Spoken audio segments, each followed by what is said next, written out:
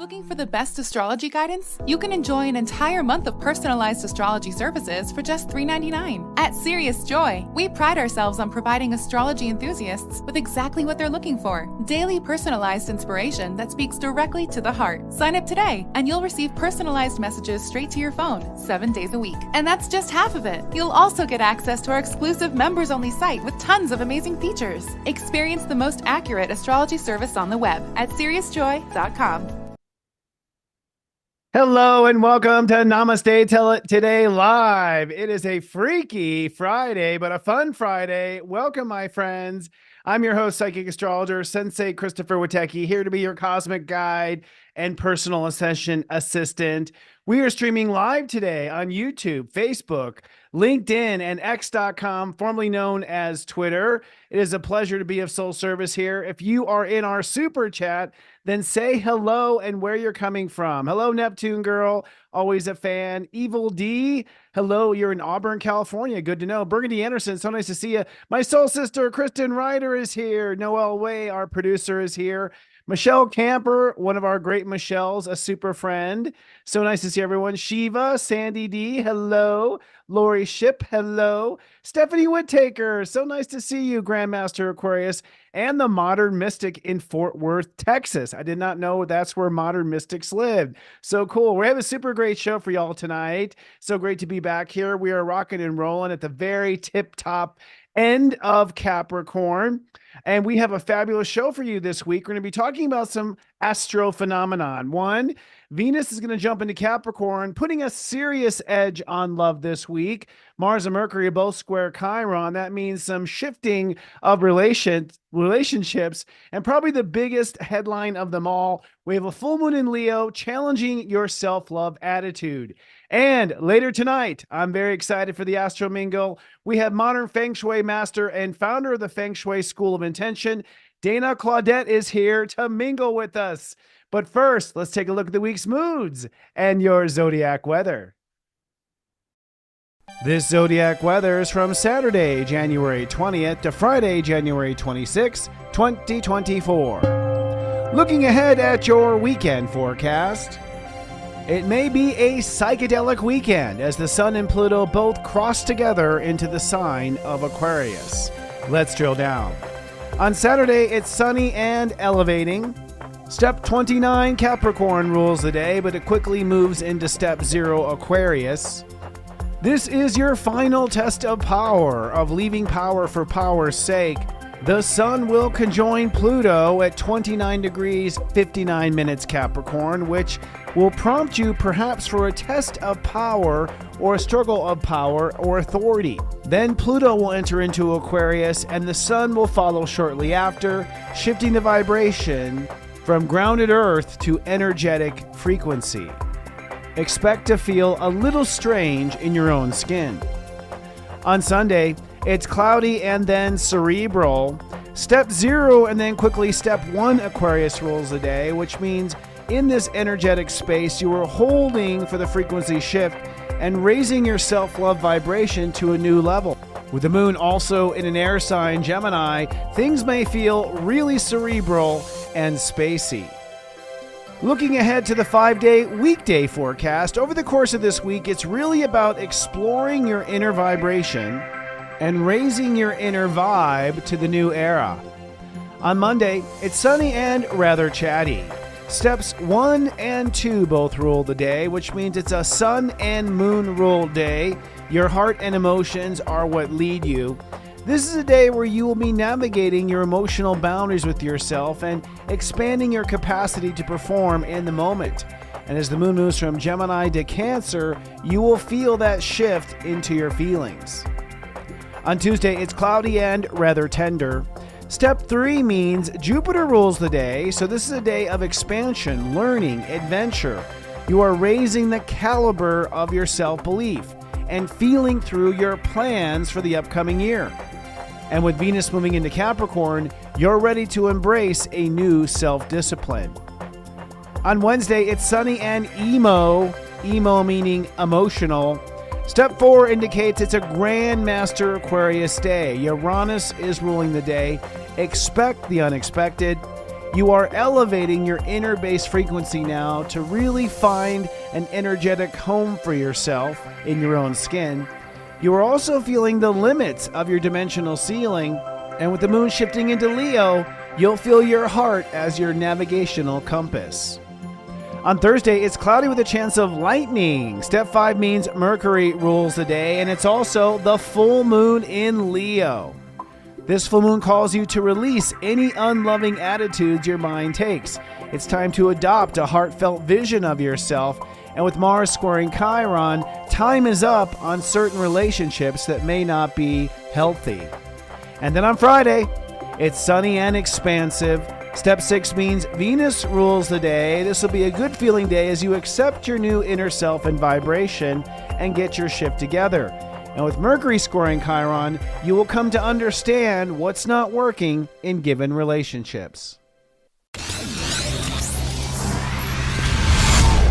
It's serious joy, joy, joy.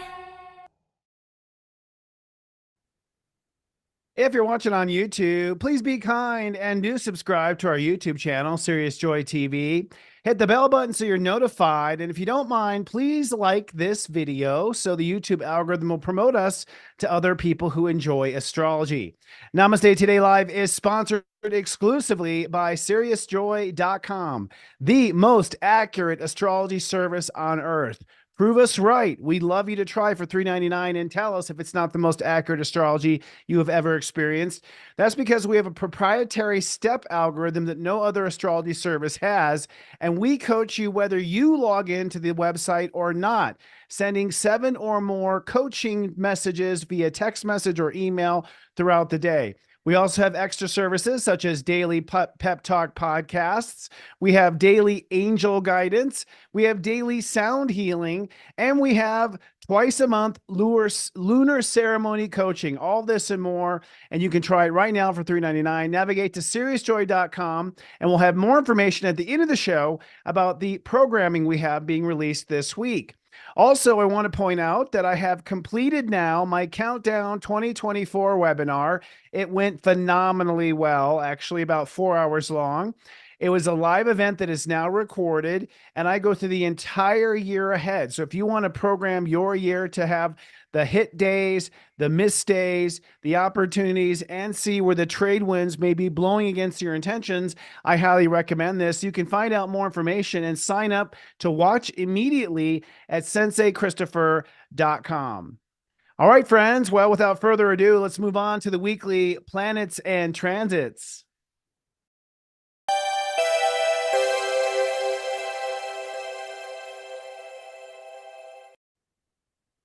That's funny. I just saw that graphic with that hippie guy with a like on YouTube thing. We're actually theming this whole show around sort of hippie, kind of, esoteric, far out psychedelic kind of energy, because we're moving into a crazy period right now. I don't know if y'all feel it. We'll put up a poll as to whether or not you feel the energy shift. Right now, as we speak, the Sun and Pluto are conjoining at 29 degrees, 59 minutes Capricorn. And the Sun will be moving into Aquarius here right around the corner. This is an intensity, and this represents the final test of what I call power for power's sake. I believe this is going to be a phenomenally interesting year, and it really begins right away. There's no waiting for exciting things to happen this year. It literally starts over the course of this weekend. And I get to this in very detail and in depth when it comes to my Countdown 2024 webinar. But I will, of course, be dishing out all that wisdom week after week for free here on Namaste Today Live. So if it's beyond your ability to invest, no worries. I will be spoon feeding it out over the course of the year. But the gist of it really is a new era. That's what I like to call it, a new era on Earth. Probably the last time we had this big of an era shift, honestly, was the last time Pluto left Capricorn, which at 2959 was November 30th, 1778. That was on the brink of the American Revolutionary War. At the time, we were having our rights sort of impeded upon. We were being taxed without representation. We had all sort of underhanded things going on when it came to our ability to conduct free trade with Great Britain. And the citizens all united and stood up for the promise of democracy and a democratic republic. here we are 249 years later, and we see a lot of those principles started to erode, certain the freedoms in the Bill of Rights, for instance, different aspects. And now it's once again time to birth a new era.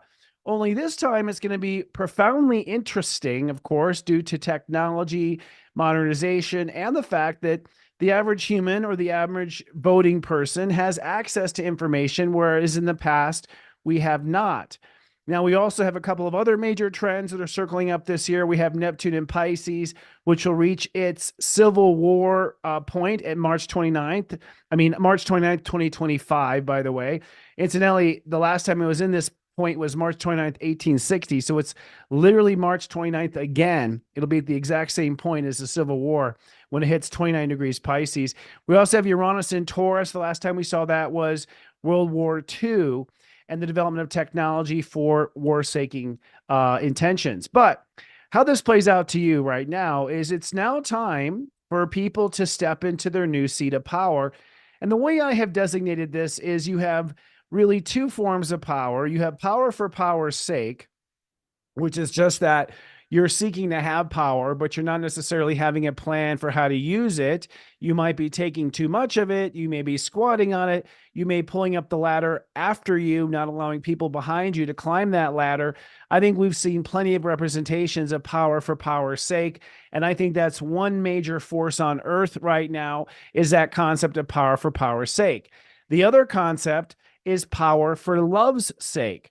Now, I want to make this distinction because this to me is the distinction between enlightenment and staying in the dense energy or in the compacted energy, right? Or density of 3D. If you are interested in trying to control everything around you with your own bare hands, you, in my opinion, are in the power for power's sake category. You do not or are not aware of the idea that the consciousness around us is actually interacting with us based on our personal intentions and desires. That is what enlightenment is, and that is what the age of Aquarius is. The realization that the world around you, if left alone, if not manipulated, if not controlled in a forceful way, such as through locks and violence and literal force, that the organic environment of reality is actually based on your heartfelt intentions. Basically, what you be vibrationally is what comes vibrationally. It's a very simple mechanism God universe set into play that if your heart vibrates at a violent level, you will attract violence. If your heart vibrates at a loving level, you will attract love. And this interaction, this co-creation is part of the biological simulation of life, that we as souls come down here to live life in the physical, but we are actually the creators of our own reality through our own consciousness and our own will. Now, this has always been the case, but humans have gone through a density perspective where we lost our connection to the higher realms, and we went through what we call a dark age, and now we're coming back and turning the corner into the age of light. I've always said that this is the dawn to the age of Aquarius, not the age of Aquarius itself. It's about another 100 years out. But the analogy I always use, and I repeat it just because we have new subscribers here every week. Welcome, everyone. Such a pleasure to have you here in the spiritual family. I repeat it in the sense of the equation of the Pilgrims landing on Plymouth Rock. Had the Pilgrims not come to North America in that time, there would have not been a Declaration of Independence. There would not be a constitutional democratic republic. And the same is true with the age of Aquarius. If you, my friend, do not pioneer and ascend to higher frequencies right now in this lifetime, in the dawn of the age of Aquarius, I don't believe in 100 years we will have the age of Aquarius. We will not be able to live to that new vibration. So this, in essence, probably is the most important period in human history to date. And that's just me looking at the planets. And that said, now that I've made that huge moment and that huge proclamation, 2024 is probably the most important year that leads to the dawn of the age of Aquarius. This is the year where we are going to, I think, fight it out, although I'm calling it a race, not a fight, because A race is low density, power for power's, I mean, a fight, excuse me, is low density, power for power's sake. I think a race is high vibration, power for heartfelt sake. But I do believe this year is going to be a race for, let's say, the most conscious spiritual votes for which system we will employ. And this race, of course, is being personified literally, I think, by a race in the presidential race here in the United States. We're seeing that. But also, I see this as a technological race as well. We have, if you're following artificial intelligence, we're actually seeing two schools of artificial intelligence starting to break out. I won't name names right now, but I will say that so far in my analysis, one is power for power's sake, and one is power for heart's sake. Well, two are power for power's sake. One is power for heart's sake. We'll talk about that sometime in the near future. So where that brings us back to in this particular moment is that we are graduating the last sort of heartstrings, and maybe that's not a fair way to put it. We're the last controlling strings where people have, they say, everything comes with strings attached. We're basically cutting those strings attached over the course of this weekend of the power for power's sake model. Now, when I say cutting, recognize that most of the spiritual work, if you want to call it work, is your conscious awareness. So if you realize, for instance, that there is someone in your team that is power for power's sake, whereas everyone else on the team is heartfelt, or maybe you realize your partnership right now is probably part of the lower density. All you do is fight. All you do is argue. You're always trying to win fights, and winning fights is power for power's sake. Or perhaps you have been trying to build a business that was like Amazon, for instance. The reason why it's called Amazon is because they want to be the biggest retailer in the world. Sorry, Jeff Bezos, Grandmaster Capricorn. That's power for power's sake. I don't know how well humanity has benefited by having more boxes in my living room, you know what I mean, and spending more petrodollars on deliveries. But the point is that you may, over the course of this weekend, be coming to realize these truths. But I want to let you know it'll be between now and June, 6 months or so, when the sun goes into Cancer, as to how long it will take to completely weed out our habits of power for power's sake. So in a timing perspective, we're really looking at, and this is what I get into really deep in the Countdown 2024 webinars, I give you a timetable of how to plan your year, but you want to completely launch by May 18th your new power structure, your new seat of power. And by seat of power, we mean how it is that you are managing your life, where you're getting resources from, where your living is coming from, where your flow of love is flowing through. So if it's power for the sake of love, then it is how love is flowing through your life and setting up the systems of love flow. And we'll be talking about love flow in much greater detail as the months roll out and how to get that flow going. But right now, where we are this particular week is simply the fork in the road, where it's time to make a choice. And that's what's happening right now. With the sun currently conjoining Pluto as we speak, your response to your feelings is really where, if you want to call, the battle is. All right. So I want to be very clear on this. And this plays out until Tuesday or so, almost Wednesday, until we get to step 3. This is the spiritual game. You may be triggered emotionally. This is the 29 degree. And I think it's going to linger because the sun and Pluto will then move into 0 degree Aquarius. And then Pluto will be at 0 degree Aquarius for the entire Aquarius season, by the way. It doesn't move to 1 Aquarius until step 3 Pisces. So for the entire Aquarius season, Pluto at 0 is making a cut. That's what 0 is. 0 is the line. Think of 0 as like a sorting bin. You are in and you are out. You are in and you are out. Pluto stays at 0 degrees. And really, for the entire Aquarius season, we are separating the low density power for power's sake from the high vibration power for love's sake.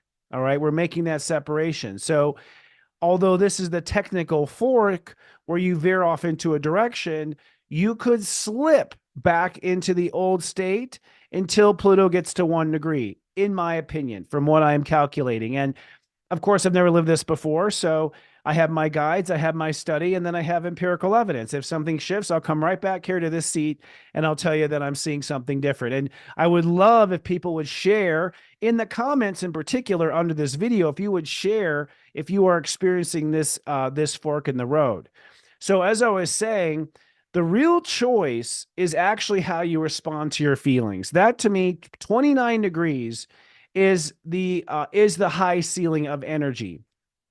And by high ceiling, we mean the cusp degree.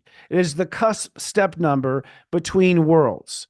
So since Pluto will be at 0 degrees for a full 30 days, more like 33 to be precise, we will take the next 33 days of separating on this cusp. Even though Pluto's at 0, that's demanding the line. 29 is really what determines what goes high and what goes low. And the 9, in essence, is our ego, and the 2 is our feelings. So 29 is how our ego responds to our feelings too, how our ego responds to our feelings. So be cognizant of the fact that it's not who you choose to be on your team. It's not the contract that you sign. It's not what you tell them. It's not, buying the fuel efficient versus buying the gas guzzler. And this is part of the new era. The power is not outside of yourself. The outside is a reflection of your inner power.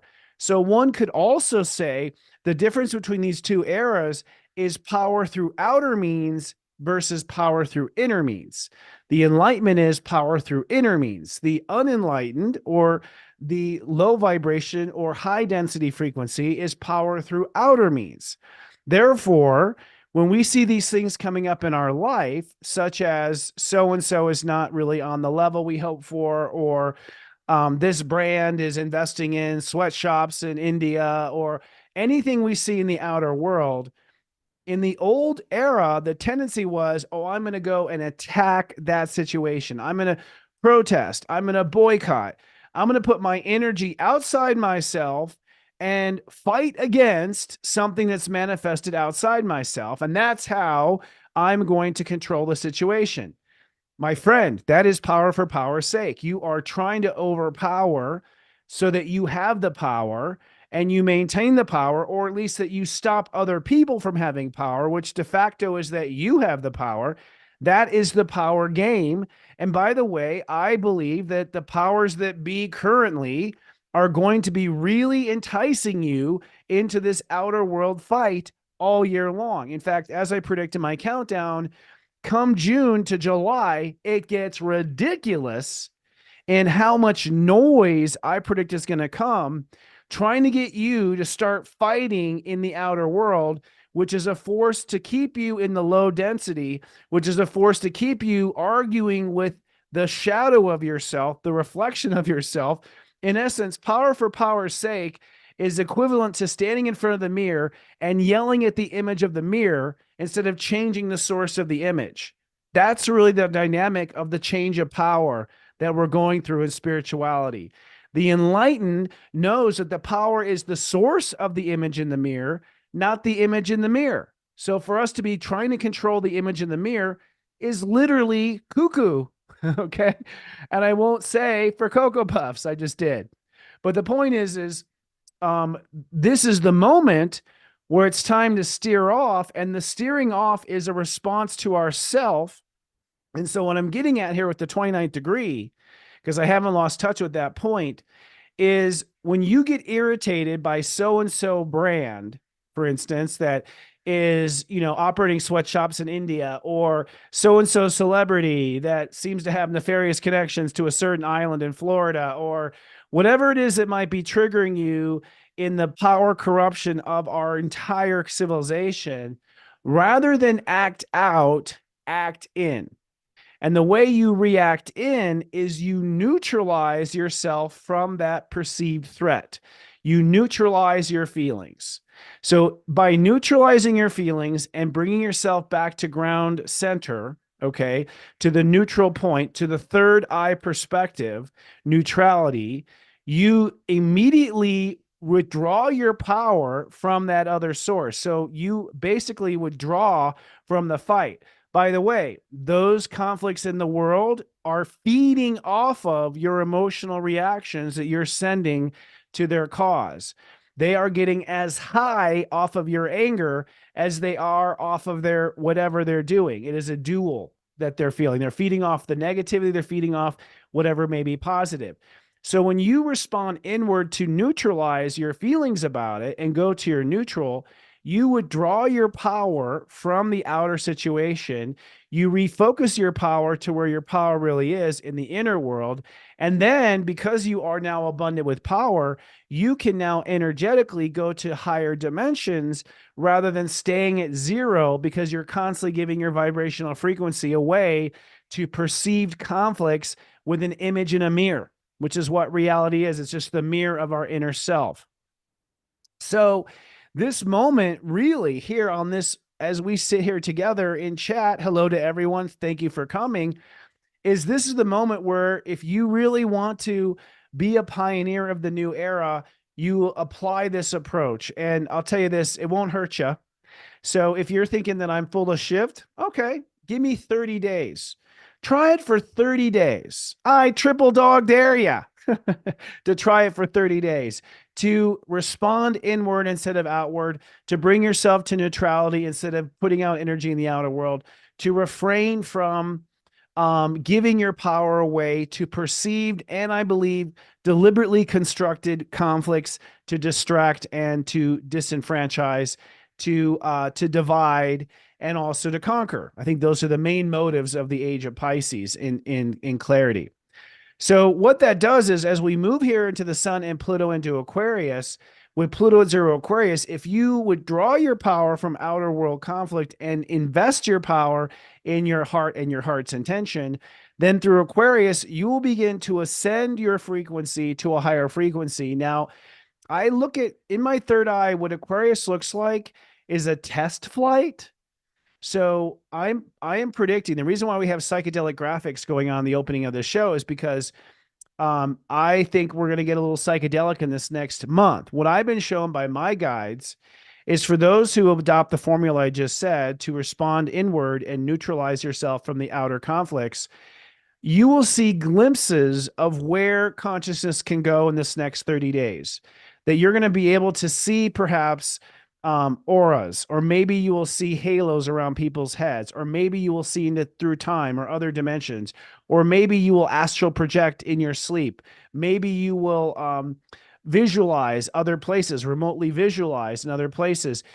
Humans have a lot of superpowers that are asleep, and that's not fantasy. The reason why we have been obsessed with superhero films for the last 5 or 6 years is because we are awakening to the fact that we do, in fact, have supernatural abilities, natural in the sense of science, but not supernatural in the sense of God. It's quite natural, frankly, and has been there all this time. And these little talents that we have will happen now and then. You might have had an out-of-body experience yourself. You might have astral projected or astral traveled somewhere. I have stories I could tell, and that would be interesting to explore. But what I've been shown in my third eye is that God Universe is going to sort of say anything goes for the month of Aquarius. And the reason why that is astrologically is because Pluto's at 0. 0 is holding the door open between realms.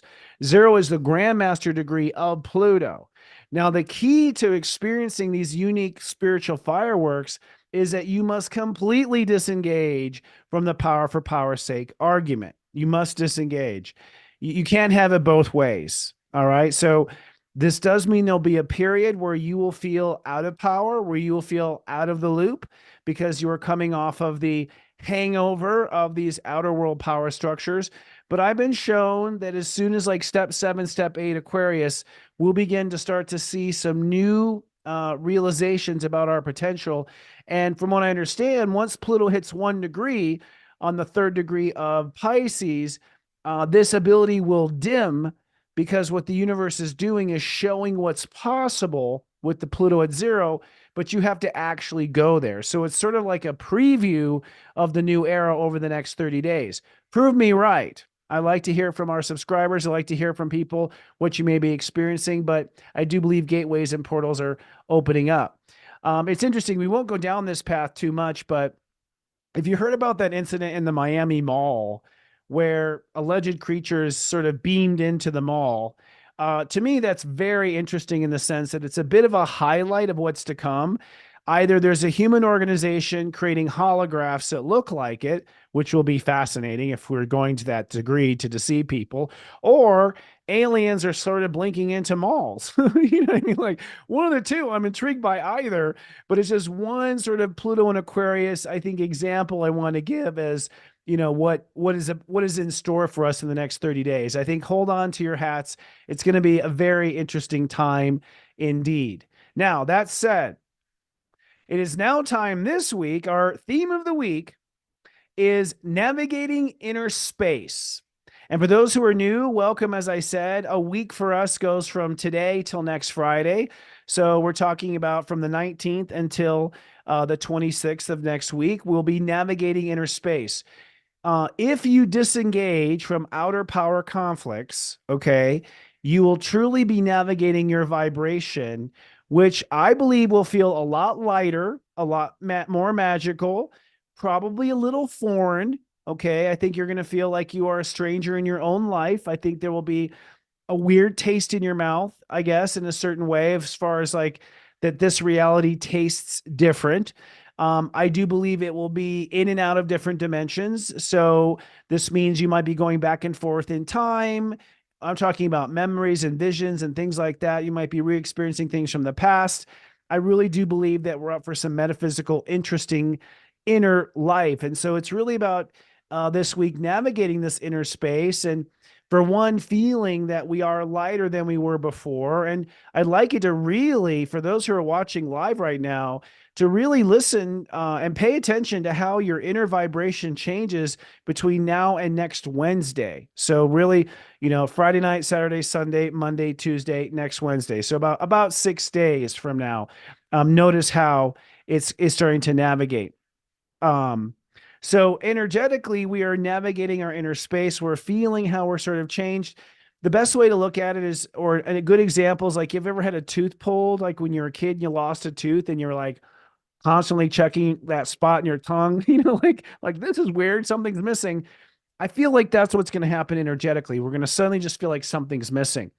Now, the subplot of the week is my heart changes my mind. My heart changes my mind. So we are mentally programmed to the old matrix right now. We're still running the old software, and we're going to be running the old software probably until June. All the full moons are all about reprogramming that software. But I think we'll be reprogramming that inner software till about June. And then when Jupiter moves into Gemini, that's when we really grow the new inner software. By software, I mean our belief structure and our thinking habits. So the only way to reprogram your thoughts is through your heart. Your heart has to be the part of you that changes your mind. The heart is your source. It's so simple, it's ridiculous. I mean, you don't have to be a Zen master. You don't have to meditate for hours in a temple. If you just let your heart rule your life, you're going to ascend faster than anything. I mean, honestly, if you just would refer to your heart for all choices, refer to your heart for all responses, refer to your heart for all causes. If your heart-based causes, call heart-based effects. So really, what does your heart want to say? What is your heart's voice? When you think of anything, ask your heart, what does my heart feel about this? And I know that sounds like a kooky question. So it's like, what? My heart talks to me? Try it. Ask your heart. Say, I think that, Krista's shirt is blue. What does your heart feel about my shirt? You'll find that your heart, when you ask your heart, has a totally different response than just the mind saying it's blue. The heart will say that it likes it or doesn't like it, or the heart will say it reminds it, or the heart will say it wants a splash of green. The heart has its own voice. And part of ascension is making the heart the center or the foundation of our reality. Part of ascension is the root chakra will no longer be the base of reality. The heart chakra will be the base of reality. That's what ascension is. We are now grounded from the heart, which, yes, does mean that we are somewhat numb from the heart down. This starts to be subconscious versus the consciousness of it. So even I think sexual desire will be a bit more muted because heartfelt love will be on a higher level, and survival won't be as important as thrival in the heart. Root chakra survival, heart chakra thrival. The key question of the week is pretty obvious. What does my heart say? What does my heart say? What does my heart say about this? What does my heart say about that? If you ask what your heart says, you are programming your frequency.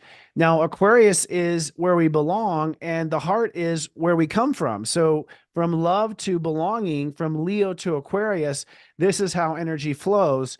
And the reason why we have that order is from the step system. Step 1 is love, step 4 is Aquarius. So, the lower number step is always the precursor or the ancestor of the higher step. Love is the ancestor of belonging. Heart love comes first, belonging comes second, is how it works. So ask your heart, and you know exactly where you belong. You either belong wearing a bright blue shirt like Sensei is, or you don't belong wearing a bright blue shirt. Your heart will tell you what fits and what doesn't. And you may wonder, well, how does that work for everyone on earth having different heartfelt opinions? Well, because everyone's hearts likes different things, you're going to see everyone in the spiritual classroom of life start to move around the room. And we're going to see a huge shuffle of the population now. And I mean, when I say now, I mean over 2024, with the South Node in Libra and the North Node in Aries. We're going to see the whole auditorium reshuffling and reorganizing, and relationships coming to a pause, relationships starting, relationships ending. Because once we base it on the heart and not control for control's sake, once we base it on the heart and not on mental programming from the past, then suddenly we want different things, and who we associate is going to be different. So I am predicting, I said this in 2024 countdown, I am predicting a huge light worker showdown of new relationships starting in June. So if you're a single light walker or light worker, either you walk in the light or you work with the light, I believe that there's going to be a huge, my guides are showing me a huge, I don't want to call it a hookup festival because it's not going to last just a night, but I'm seeing a huge coming together of new relationships, so much to the fact that I'll be focusing on love and relationship content in the second half of this year. So we'll be actually focusing on it. We'll be prepared at Serious Joy for that burst in new relationships and meeting people. And it's going to be sort of romantic as the earth is falling down in flames. People are making out happy. It's going to be an amazing little moment there, sort of romantic in a twisted, dark way. So what does my heart say? That's the way it happens. Now, that said, our angel intuitive, Devin Dewar on SeriousJoy.com, she gives angel messages. We have this mega monthly at the beginning of the month. And Devin has some angel advice for this week. One is to listen to your heart and do it your own way. I thought that was a brilliant note from the angels. So we should call this segment Note from the Angels, actually. So the angels are telling us, just listen to your heart and do it your way. This is the burgeoning of a whole new era. There is no right way anymore. Right is moot. There's no right, because what you're calling right is based on the age of darkness and the age of power for power's sake. How can it be right in the new age? So your way is the right way. Your way is the highway. Do it your way, says the angels, and see what happens. You've tried it their way your whole life. Why don't you try it your way for once? All right. The second thing she says is choose battles wisely. Now, I'm actually saying even one step farther than the angels. I'm saying opt out of all battles. I don't see how they could ever do any good. Unless the love of your life is going down in flames and you promised in your soul agreement that you would try to save them, I wouldn't battle at all. It's moot. People have had since 2012 to figure out their shift. If they don't know now, they've signed up to learn the hard way, in my opinion, or to learn their way, which they have a right to do. God knows in my past lives, I only did it my way and I paid for it. So everyone's up to bat in that regard. But I think it's a waste of time to battle at all. The angels say choose those battles wisely. So I will submit to their wisdom. And the last point that Devin says is to not be harsh on yourself. And I think that's very important as well. I mean, really loving yourself is the key that charges your spiritual batteries, that allows you to ascend. The more you love yourself, the more you're harsh on yourself. Oh, someone said, forgive you. Thank you, Lori. That's a good point. You know, in Countdown, I did have this announcement that I said here in our community, we're officially retiring the word, I'll just say it once, fuck. So we're not going to say fuck you anymore. We're going to say forgive you. And the reason why is because you need to be able to insult them for your ego's gratification, but you don't really want to insult them because then you will re-up for the conflict. So we're officially saying forgive you because what you're doing is you're forgiving them. And by forgiving them, you are detaching from the karma, but you're also getting to say that final word to sort of give the ego doggy a treat because the ego wanted to say something. So forgive you is the new fuck. Take it home. Let's see the bumper stickers. Somebody create some merch for me. All right. So let's look at the week ahead and look at the planets ahead, starting with the sun. The sun is now going into Aquarius. We're currently at 29 degrees Capricorn with Pluto at 29 degrees Capricorn. Both the sun and Pluto are kissing in the tree, Kissing. They are making love. You know, what's interesting about this is the sun is the center of the solar system. Pluto is the outer edge of the solar system.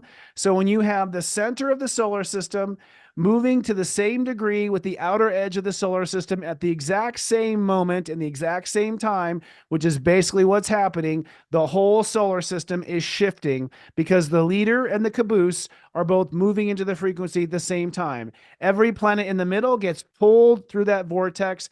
That's why it's so important that the sun and Pluto are both moving into Aquarius. That's why I am convinced that this is actually the birth of the new era, the dawn of the age of Aquarius, because the caboose and the engine are both moving to zero at the same time. The sun this week goes from 29 Capricorn to 6 degrees Aquarius. 6 is I receive. So in essence, you will be scrambling your inner space and navigating your inner space with your heart for the entire week. Your heart will really come online as we go to step 1, which is late on Sunday. And then we start to feel our vibration, then we feel our beliefs. And basically what you're trying to do this week is using your heart, get on the party train. So get your heart on the party train, get your feelings on the party train, get your beliefs on the party train, get where you belong. I belong on the party train. Get your thoughts on the party train and open up and accept that you are on the party train. Okay. And I do believe that many people will think I am absolutely nuts because when the world seems its worst, we're going to be on a party train. Hell yeah. Yes, we are. I'm not going on that old train. Forgive that. I'm going on the new party train. So getting that on the party, and that's the best way to put it, the party. If you're fun, if it's exciting, if you're into it, if you're excited, if your creativity's opened up, if your inner child is excited, if you're in the closet looking at, you know, what you're going to wear, you're on the party train.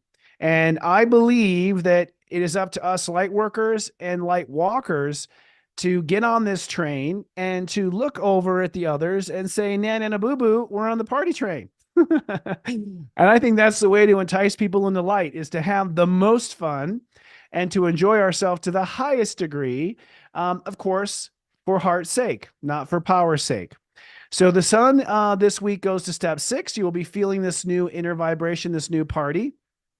And Pluto, as I said, will stay at step 0 until we get into 3 degrees of Pisces. So we'll be holding open that door between realms for a good 33 days starting this week. Now, back in the enslavement of Capricorn, no offense to the Capricorns, we still have Mercury, Mars, and Pluto, of course, moves from Capricorn. Mercury this week in Capricorn, catching up, goes from step 7 to step 15. Now, what's interesting is, this is an interesting dynamic. Your heart, the sun, will be in the new party train. Your mind is still trying to get off the old train, okay? Your ego is still trying to get off the old train. So the mind and the ego, which I lovingly call the smart ass and the dumbass, okay, that's the ego. The ego is the dumbass. The Mercury is the smart ass. The smart ass and the dumbass are going to continue to pull you back into the old slave trade, okay? And what that means is that there will be a tug of war going on inside yourself this week between your heart wanting to have fun and your mind wanting to be a party pooper, or your heart wanting to have fun and your ego wanting to tell them off or show them. So this is really what separates the proficient from the masters, okay? Or the beginner from the proficients, is that although even myself, I will be tempted to be on the old slave train. I will be tempted to think like the old. We're talking about my entire life. We're talking about the last 25 or 30 lifetimes has been this realm of power for power's sake. So it ain't going to be a habit that's easy to break.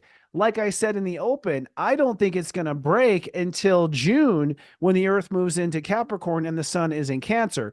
That's when I think we really break free. And even then, Pluto goes back into Capricorn on September 2nd and tempts you back to the slave train. So the whole year is this party for peace. Basically, this is a party for peace this year. We're going to party until the world chills out on this peace train, on this party peace train.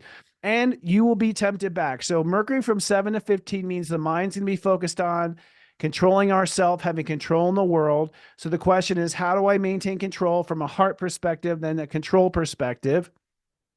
And Mars, our ego, is going to be trying to drive home these new plans that we have from 11 to 16 Capricorn.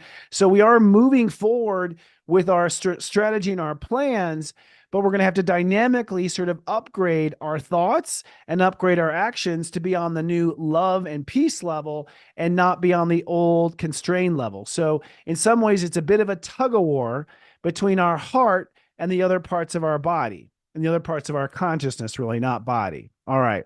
And Pluto, of course, moves into 0, but we have it here in Capricorn just for extra flair. Now, looking at the emotions of the week, the moon. The moon right now is in Taurus, which is why I'm feeling lovely, if you can't tell. But the moon moves into Gemini here very soon, and it will move into Gemini on Sunday. Later, it is in, I think it might be in Gemini now. I have to check. I'm a little away. Maybe someone can tell me, but things get a little cerebral. Okay. So we're very cerebral, thought back and forth. So this is sort of like being a passenger on your own, in your own car, a passenger in your own life. So I think we're going to be sort of just watching the passaging of time and energy Saturday night, Sunday, and part of Monday. Then the moon goes into Cancer for the rest of Monday, Tuesday, and Wednesday. And that's when you really going to feel really weird. Okay. So I'm predicting that with the moon in Cancer, we're going to feel sort of like, I want my mommy. I'm emotionally attached to the old vices. This is where we have to really fight our own emotional currents and talk ourselves into the fact that you will feel differently in a month. Okay. You may feel differently in a month. So just tell yourself, as you're feeling these old feelings, it's not that it's not working. It's not that Sensei didn't get the timing right. It's that you're still emotionally on that old emotional roller coaster of power for power's sake. You're still on the old emotional roller coaster.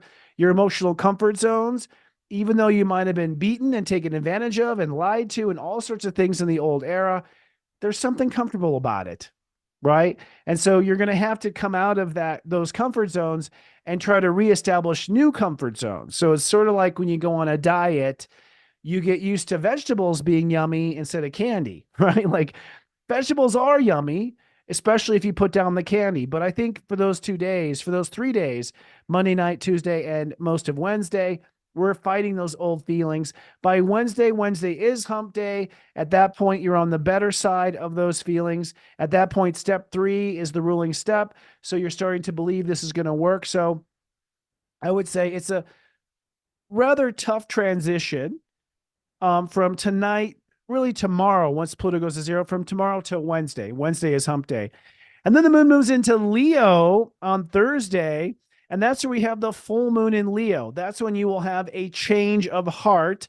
And I think your heart will be crying out. So if you have kept yourself in the old world of power for power's sake, by Thursday, your heart will be crying out, begging for change. So I think it'll be very painful to be left behind by the party train. And if you're on the party train, that full moon will be a celebration. By the way, what I'm saying here, if you're not picking up on it, is you have all week to get on the party train. I say get on now, but if you can't get on now, well, then it's fine. Whatever you can get on, you can get on. By the full moon, it'll be painful. There'll be some major FOMO if you're not on that train of self-love and following your own path. And then, of course, the moon stays in Leo after its full point on Friday next week. So this is kind of a good couple of Namaste todays. We got the moon in Taurus, my sun sign today, the moon in Leo, my rising sign next Friday. It's going to be some good edutainment. Now, looking at Sagittarius, we still have Venus herself back in Sag for most of the week, or for the first part of the week. Venus is going to cross the galactic center. So what's really interesting is this is the last cross of the galactic center. The galactic center is the center of human consciousness in our sector of the universe. Whenever we have an alignment with the galactic center, we sort of phone home. It's ET phone home. We sort of phone home and we connect to our core, connect to where we are from. And then we sort of communicate with the core of the universe what we're going to do. It's no accident that Venus is crossing the galactic center at the exact same moment that the Sun and Pluto are moving into Aquarius. At the exact same moment Venus moves into. So the way I look at this is a Papa Bear creator is going to know if you're on the party train or not. All right. That's not to say you'd be punished. It's really about setting up the new rewards or not. So I think you really want to get on the party train right away and withdraw from outer conflict, withdraw from giving energy to outer source to control your life.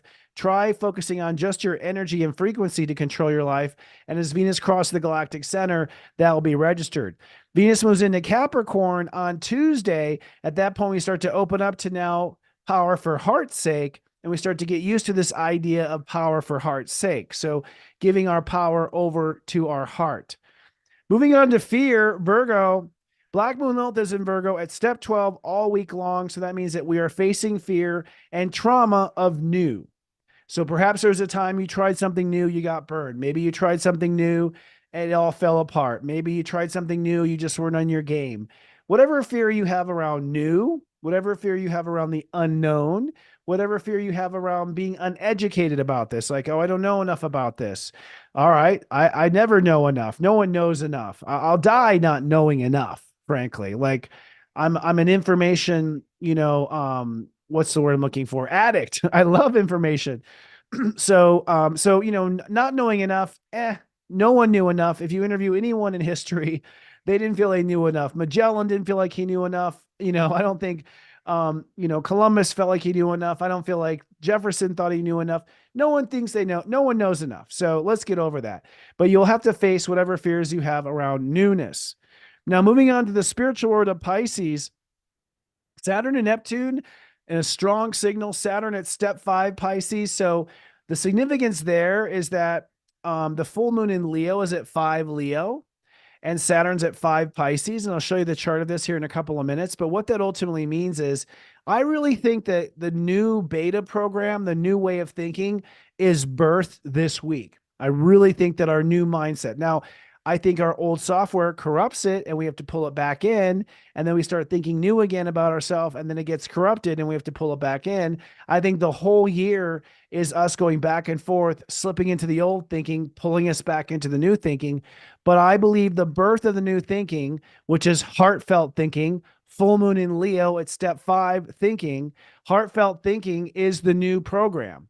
So with Saturn at 5 doubling down and making it so, that is the official end of the old karmic mindset this week. So I think the old karmic mindset officially dies. However, like I said, it will take probably the rest of the year for that thinking to fade out.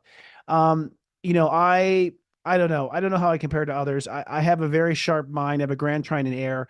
It takes me a good 8 months to reprogram my mind. I don't care how many Post-it notes and reminders I do with Siri or whatever.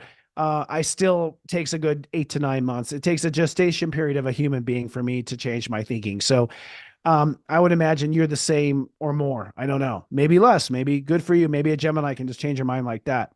Now, Neptune does stay at Grandmaster 25 Pisces all week long. So what this tells me is we are programming our new era, our new spiritual era. We are officially deciding this week from our mindset. Step 5, from our mindset. Okay, from your mindset is what determines whether or not you're in the new destiny or new timeline. If you're thinking like the old timeline, you're on the old timeline. If you're thinking like the new timeline, you're on the new timeline.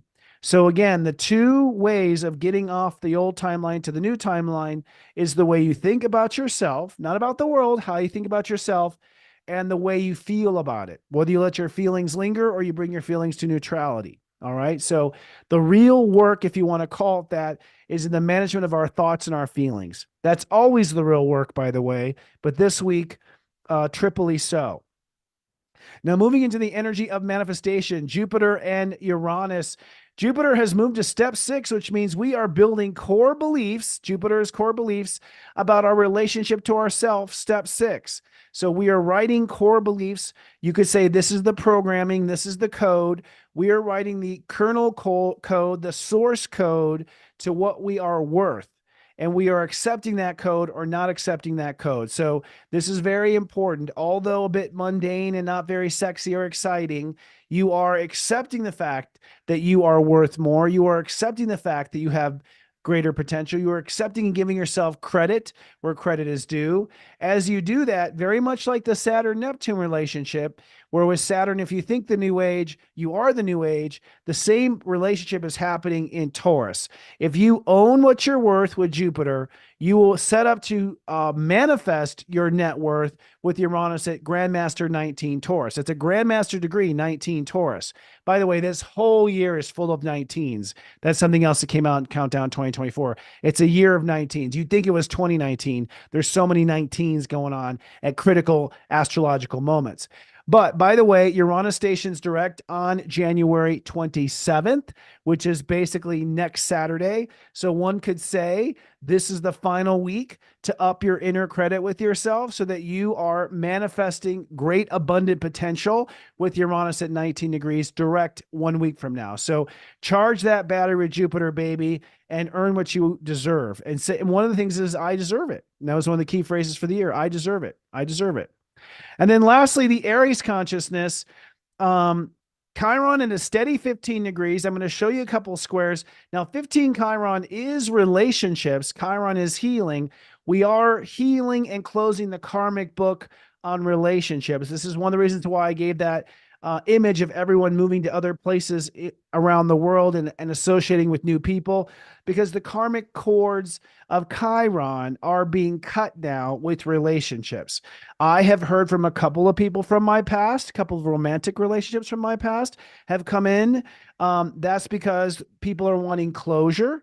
People are wanting to go, maybe the reason why they reach out to you is like, I wonder if we could do it again. I wonder if this is going to work. And then you realize I've grown, they've grown, I've grown, they haven't grown, they've grown, I haven't grown. There's a lot of different varieties. But Chiron at 15 does mean that this is it. And this week we have Mars and Mercury both square Chiron, which will literally be the cutting of those cords. Mars, the ego cutting of the cords, Mercury, the intellectual cutting of those karmic cords. So many relationships coming to closure this week to all facets of life, by the way. A vendor, your beautician, you cut the cord to I don't know. I'm just coming, anyone in your life, basically, that's no longer signed up for this next timeline. And the North Node moves from 19 to 18 on Tuesday. Interestingly enough, North Node moves to 18 on Tuesday. Venus moves into Capricorn on Tuesday. So Tuesday is going to be a real day of shift. It's currently at 19, the same degree as Chiron at 19. Remember all the 19s? But it moves to 18, which means it's go time. The other aspect about 18 is a Grand Master degree for Aries, which means our daily character is now coming into clarity. So with the North Node at 18, you're now crystallizing your daily character. And that daily character is, am I defensive? Am I grumpy? Am I happy? Am I joyful? Am I entangled on Twitter, constantly arguing? Am I on my own path of creativity? What is my day-to-day character? So we start building day-to-day character, of course, based on the new frequency, based on the new seat of power, based on cutting the cords to the old relationships.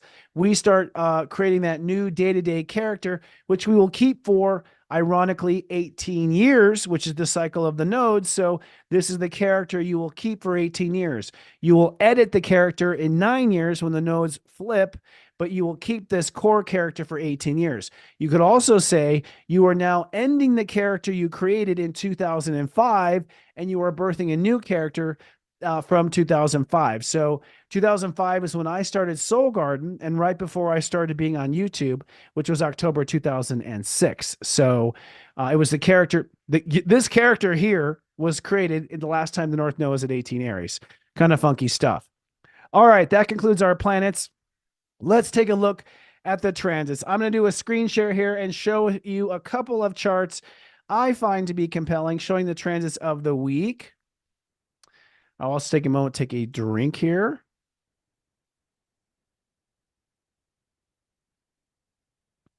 As you can see, coming up, Dana Claudat.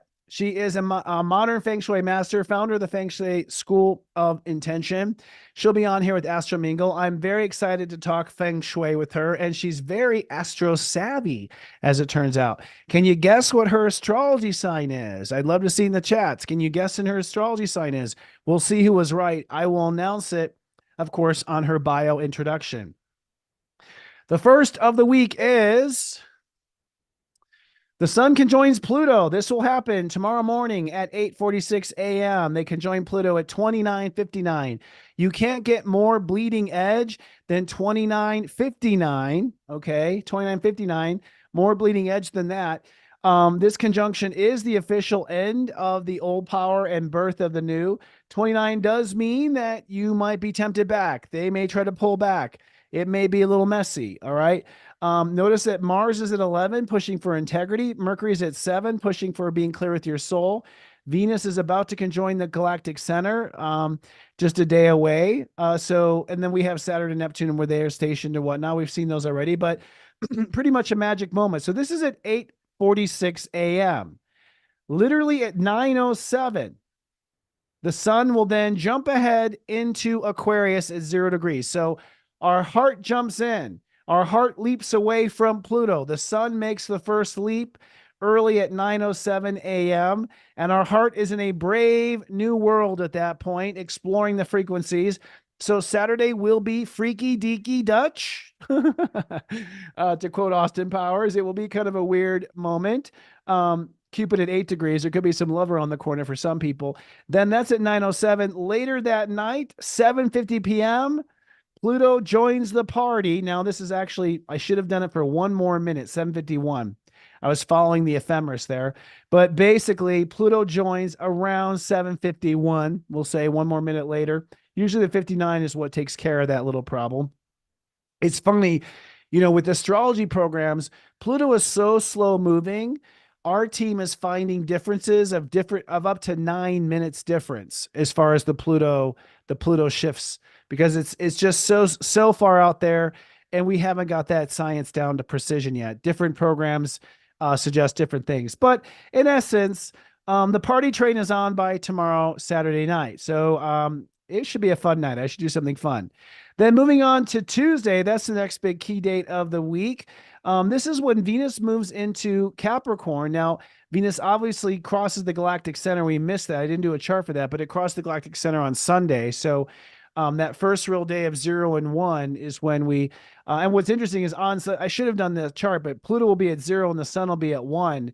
And what's interesting about that is, by the way, on Sunday is Pluto rules 0 and the sun rules 1.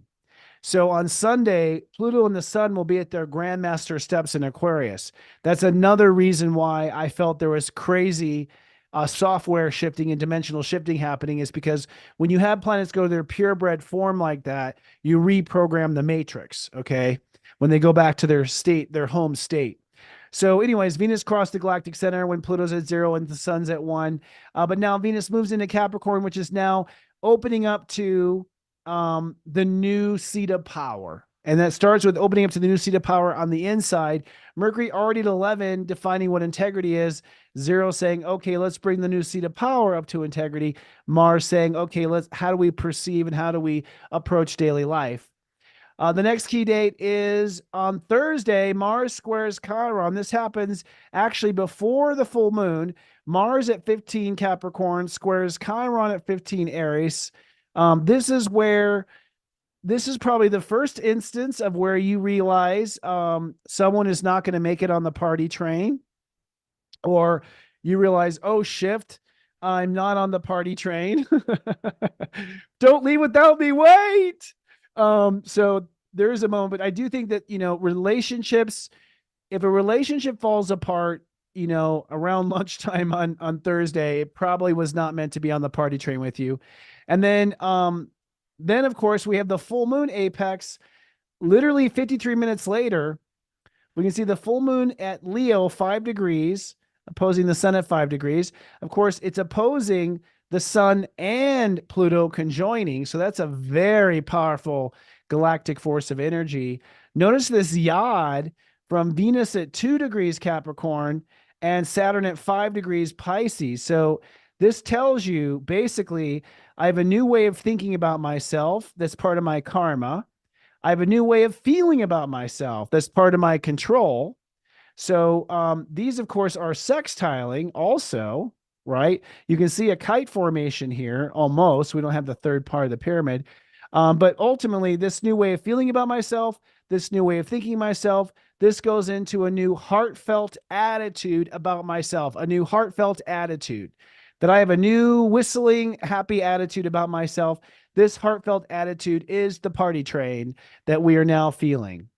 And this is probably the apex of the week. This happens Thursday, 12:53 p.m. Eastern time. Of course, in the Serious Joy app, we will calculate that to your local. And then the last thing of the week is Mercury then squares Chiron. So basically, if you want to put these two together, we have the day before Mars square Chiron, where you might have a falling out with a relationship that's not working. And then on Friday, Mercury squaring Chiron. That's really the last nail in the coffin, or a final reprieve. Like someone goes, you know what, you were right, or I agree, or I'm on this party train, or I'm going to let it go. So I wouldn't give up on anyone per se just yet. But I do think the ones that are the low-hanging fruit that's not going to last, I think that's going to be really self-evident. The truth is, we probably won't know who ends up on the party train and who doesn't until April. That's how long it'll take. But I think for anyone who's awake and aware, it'll be rather self-evident now. Rather self-evident now. I think the writing is definitely on the wall. You might be looking for some more evidence of it, but it's on the wall. Okay, so that brings us to, what is this going to be for you? Go steep yourself some tea, my friend, and let's have our weekly tea time.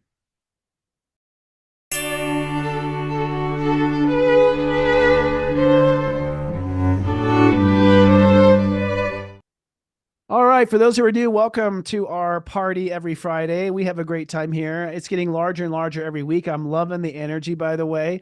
Hello to our super friends. I'll do a shout out at the end of the show. This is the part of the show where we talk about the horoscopes for all 12 signs.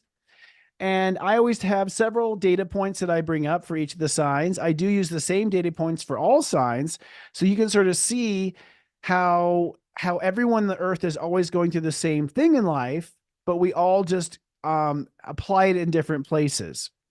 So this week, I'm going to be talking about, first of all, where you are navigating your inner space, where you are raising your inner frequency. So the sun sign, believe it or not, like a lot of astrologers focus on your rising sign, and rising is very cool and very hip, but it's not where things are happening.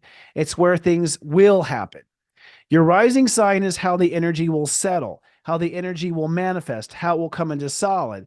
Creation energy is the sun. The sun is the creation of everything on earth. So your sun sign is where you do the creating. Your rising sign is where it manifests. Therefore, your greatest power to your rising is to maximize on your sun. That has been my formula for 18 years now. This is my 18th year in this seat here. So, oh yeah, we just said that with the North Node. Oh, it's all coming together into one fabulous understanding. I wish I had a little light bulb icon. We'll have to do a little light bulb icon for me. We'll get goofy.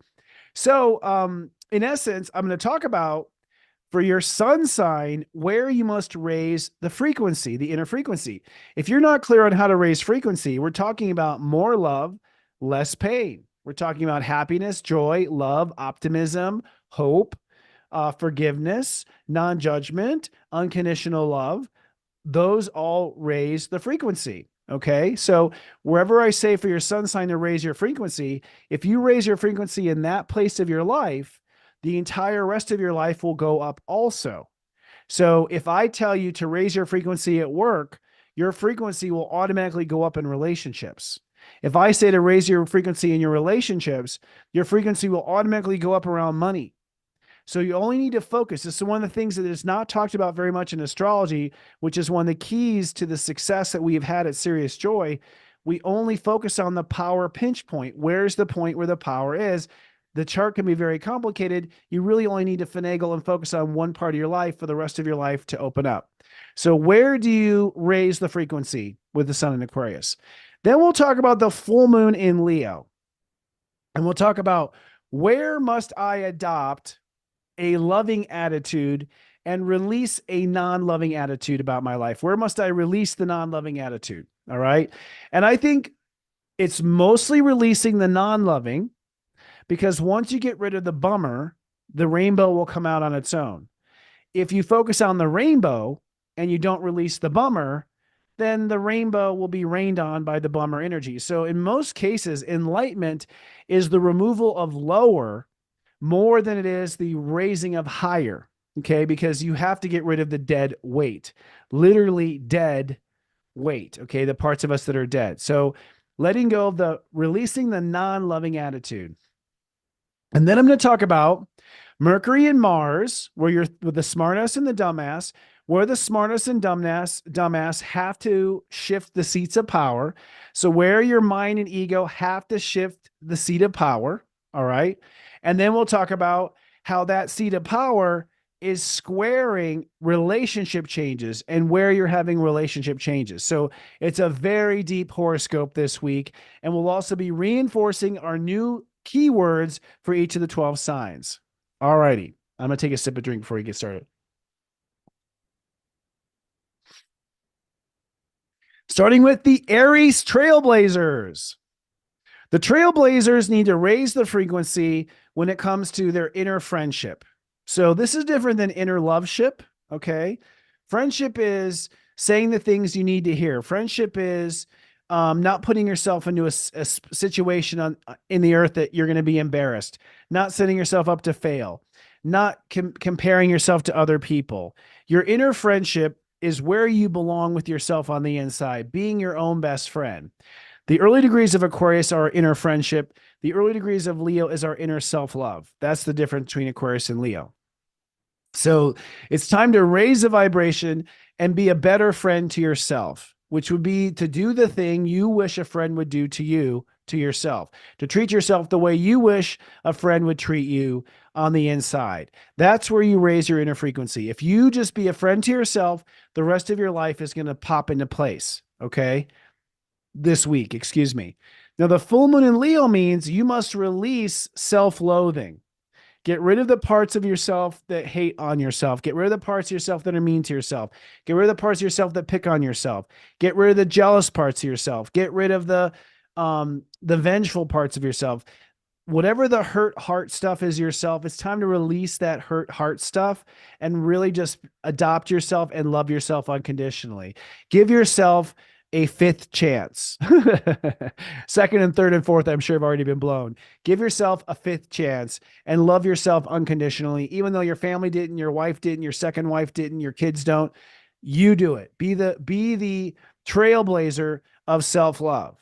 Now, your smartass and your dumbass are clunking around career. And so where you have to be careful is to be very, very careful. Okay, that's a sort of a Elmer Fudd thing. To be very, very careful about your ego and your mind feeling renewed from this new inner friendship and going after old power games in your career. So, to be very careful not to fall into old power games with parenting or career. All right. That's going to be where the slippery slope is.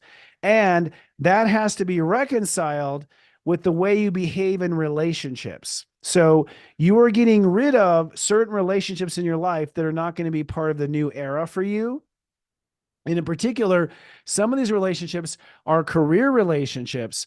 And so if your mind and ego are still in the old world, Wabbit season, exactly. If your mind and your ego are still going after the old career stuff, you're not going to release the relationships that are part of the old cycle, and your ego is going to end up holding on to unhealthy relationships. So it's a complicated week, I think, for you. Be your own best friend and make sure that your ego and your mind is in it for heart's sake power, not power for power's sake. All right. Tauruses, the master builders. Tauruses, you must now raise the frequency of self-discipline.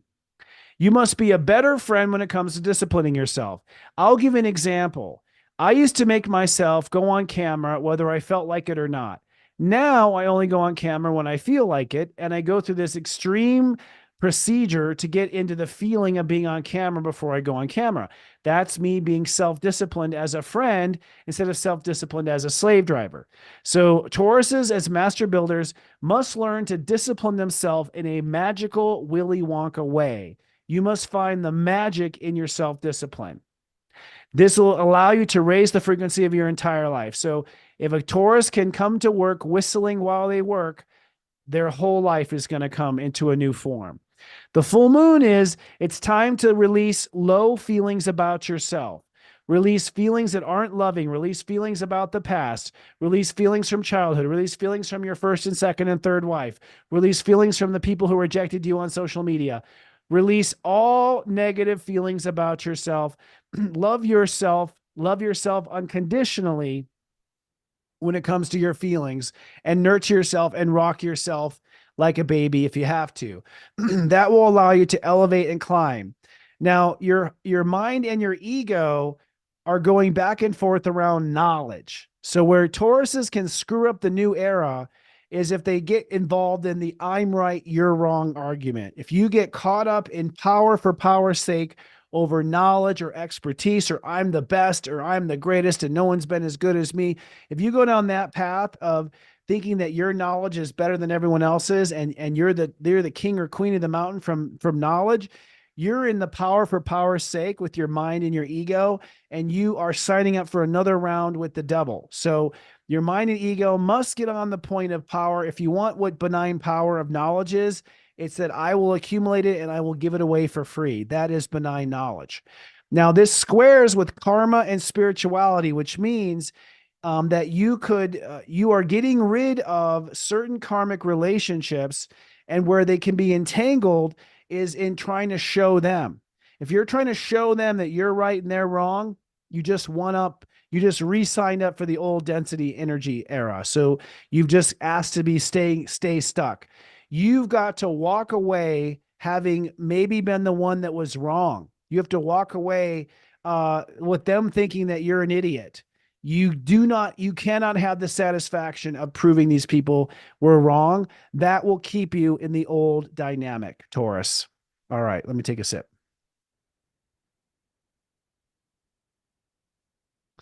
Geminis, which are the mental gems. You must now raise the frequency of believing in yourself. You must believe in yourself, give yourself the benefit of the doubt, assume you're right. It's like you can trust but verify. Okay, that's how you do it. You trust that you know what you're talking about, but you verify it just to make sure you're not an idiot. But you basically give yourself that trust and belief in yourself, and you give yourself the higher benefit of doubt. So giving yourself the benefit of the doubt is being the best friend to yourself that you possibly could. Okay, I'm noticing a little lag with my lips. We'll see if that's we'll see that fixed. We're having some internet issues a little bit. So sorry if that's the case, everyone. We're doing our best. Now, the full moon, it has to do with the way you think about yourself. You must get rid of the way you think about yourself that's negative, get rid of self-deprecating thoughts, purge yourself of talking yourself down, talking yourself out of it. Your thoughts about yourself must be very loving. You must have loving thoughts about yourself. And that's the new program for Ascension, is to love yourself and to think of yourself. Thank you, Noel. And to think of yourself in a loving way. That's the way to go about it. Okay. Now, your mind and your ego are still going to be caught in the old power for power's sake around boundaries. All right. And I'll tell you right now, my son growing up, his default answer was no, thank you. Do you want some candy? No, thank you. His default was no. So if you're watching this, son, that might be power for power's sake. The default has to be maybe.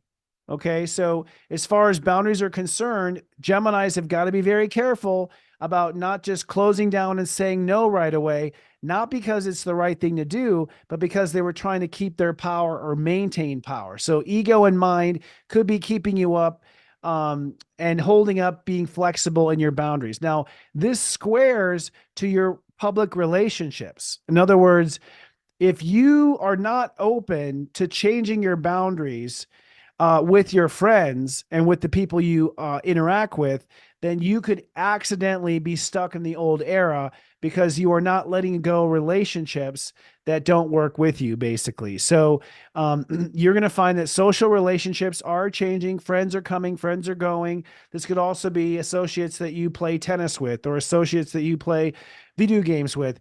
It could be all sorts of different cyber associates as well. But in essence, if you are inflexible and you are demanding your boundaries just so you're in control, you're going to probably stay stuck with the wrong people in the world as a result of that, says the astrology. Okay. Cancers, the moon child. Cancers must now raise the vibration of their trust in themselves.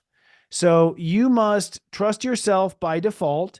You must love your boundaries with yourself. You must nurture your boundaries with yourself. You must lovingly enforce your boundaries with yourself. If you said no chocolate, no chocolate, but be loving, no chocolate, sweetheart. Okay. So be loving with those boundaries with yourself. If you have loving boundaries with yourself, your trust in yourself will raise to a higher degree. It won't be this battle with yourself. It won't be this struggle of black and white. It'll be no problemo, that sort of thing. So you want to move that trust in yourself to no problemo. The full moon in Leo means that you must remove any conversation around self-worth. I'm not good enough. I'm not pretty enough for that relationship. I'll never get that job. If you maintain thoughts of low self-esteem, which are all ridiculous and in your mind anyways, you will hold yourself back from the new era. You have to just go ahead and have self-worth. You're better off with someone in the world going, who do you think you are? You're better off with that than you are holding yourself back to avoid that one embarrassing moment. I'd much rather be humiliated and laughed off stage than have never gotten on the stage in the first place. All right. So love yourself and have unconditional love about what you are worth and bet on your worth with yourself. That's the full moon, a new attitude around self-worth. Now, your ego and your mind are going to get caught up in relationships. Your ego and your mind are going to get caught up in wanting to prove to your ex. Even when your self-esteem rises, probably the first thing you're going to think of is, I'm going to text my ex and tell him how good I am now without him. Okay. So your mind and ego are still caught up in the reindeer games with other reindeers. And you have to be very careful and walk very carefully not to text, not to drunk text, not to reach out, not to have the last word, not trying to dominate and prove that you're worthy to them. If you don't opt out of those games in your long-term relationships, you're going to stay stuck in the old era, in my humble opinion. And where this is most important is with career. All right. Because that Chiron square to Mercury and Mars is in your house of career, which means that you will lose the job if you get into those old reindeer games of power for power's sake in relationships. If you project onto your boss what you want to say to your ex, it's over. You're not going to go very far, or you're going to get stuck in that job that's going nowhere, or you're not going to find the job that you deserve because you're playing the old power games. Only you're projecting it onto people, coworkers, a relationship, or maybe even onto your children as a parent. That's another thing. Don't project it onto your children, mom, who's a Cancer, because that also will be a way that keeps you in the old paradigm. So really raising the vibration of self-trust and giving yourself unconditional self-worth love. Leos, the leaders of love. Leos must now raise the vibration in their relationship to themselves. Kind of like Aries, they have to be better friends to themselves. A better friend to yourself would mean that you aren't hard on yourself, or you give yourself a little extra time, or you don't beat yourself up. Basically, be the partner you wish your partner was to you. And, Leos might be in happy relationships right now, but they're going to grow like crazy because Pluto and Aquarius is going to be 24 years of relationship growth. And that starts with changing the way you relate to yourself. So not being a slave driver to yourself, not putting yourself down, not spending time remorsing about the past. Be a good partner to yourself. Be a good marriage partner. So you must raise the vibration of your marriage. The full moon in your sign, Leo, is that all of your responses to yourself must be very loving. You must be loving about the way you treat yourself when you make mistakes. You must be loving about the fact that, numbers are down. You must be loving, when you make a mistake. You have to be self-loving in your responses. And responses, by the way, are actions, thoughts, attitudes. Every way you respond must be loving. So this full moon is about removing a certain unloving attitude about the way you should be treated. And be careful, Leo. Don't waste your time looking at the way people have been treating you, because the way people treat you is all a reflection of the way you secretly treat yourself on the inside. So don't get caught in that illusion. Okay. Leos are about to step into a new seat of power if they love themselves unconditionally in their response to themselves, not in their thoughts and not just with your fashion or certain things, with everything. Now, where you can get stuck in the old world of power for power's sake with your mind and your ego is around your daily work and your routines. Your lifestyle can pull you back into the density. Your lifestyle can pull you back into the power struggles. I'll show them. One day I'll be great. If I can just get over this person's opinion, or get over this debt, or just get over this idea that daily life is a struggle. Versus daily life is the attraction of your heart. That's the thing. Which is daily life? Is it the attraction of your heart, or is it a struggle? Is the world out to get you, or are you here to support yourself in a loving way that attracts a world that supports you? So where you can get caught in the old is in your work, daily routines, coworkers, colleagues, business, all those 9 yards. Now that squares your knowledge, Chiron in Aries. So you want to be very careful not to fall into the I know better, especially in your work. Like, I know better. You were wrong and I am right. Getting caught in that, like, I know better. I was always the one who knew. I knew before anyone else. This sort of Aries competitiveness over knowledge tied to daily work is going to hold you in the past. So you have to just, for those who don't give you credit, they're not on your party train. Only the ones who get, the ones who give you credit are on your party train. You can't be a party to everyone, Leo, even though I know you want to. And I definitely want to be at your party for the record.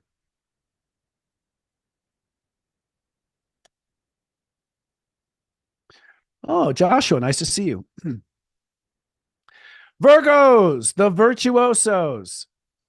Virgos are now raising the vibration of their daily reality, how you live in the moment. So a Virgo must be walking utopia. You must be better than sliced bread. Your vibration of how much stress you're in the moment, your body being comfortable in your own skin, being comfortable in your daily life, raising the love, raising the frequency of daily life frequency. This is where it's all at for Virgos. To be a virtuoso of life, you must live in a high vibration moment. You must literally play the role of the new era in the moment. If I stick a pin in you in any moment, it needs to be new vibration, high frequency, which means you have to be basically living in your heart. If you want the secret sauce to that, live in your heart, not in your mind. Real hard for Virgos because they're very cerebral. Live in your heart and you will live in the high vibration and your body will follow suit. If you are a Virgo that's having health issues, weight issues, any sort of body issues, you're not unconditionally loving your body. That's what it is. And your body is rebelling because it has a mind of its own, as all parts of our astrology does. Now, the full moon in Leo is around faith. You must have loving faith. The way to love yourself is to have faith, which means to assume everything will work out, which means to go with what your feelings are telling you, which means to avoid fear at all costs. So a high vibration Virgo does not fear anything. That does not mean you're bold and you're going to fight and you're going to take down and show them one day. It means that you know fear will not overcome you because you will love yourself and not allow it to overcome you. So this full moon in Leo is a mindset of faith, default faith over fear.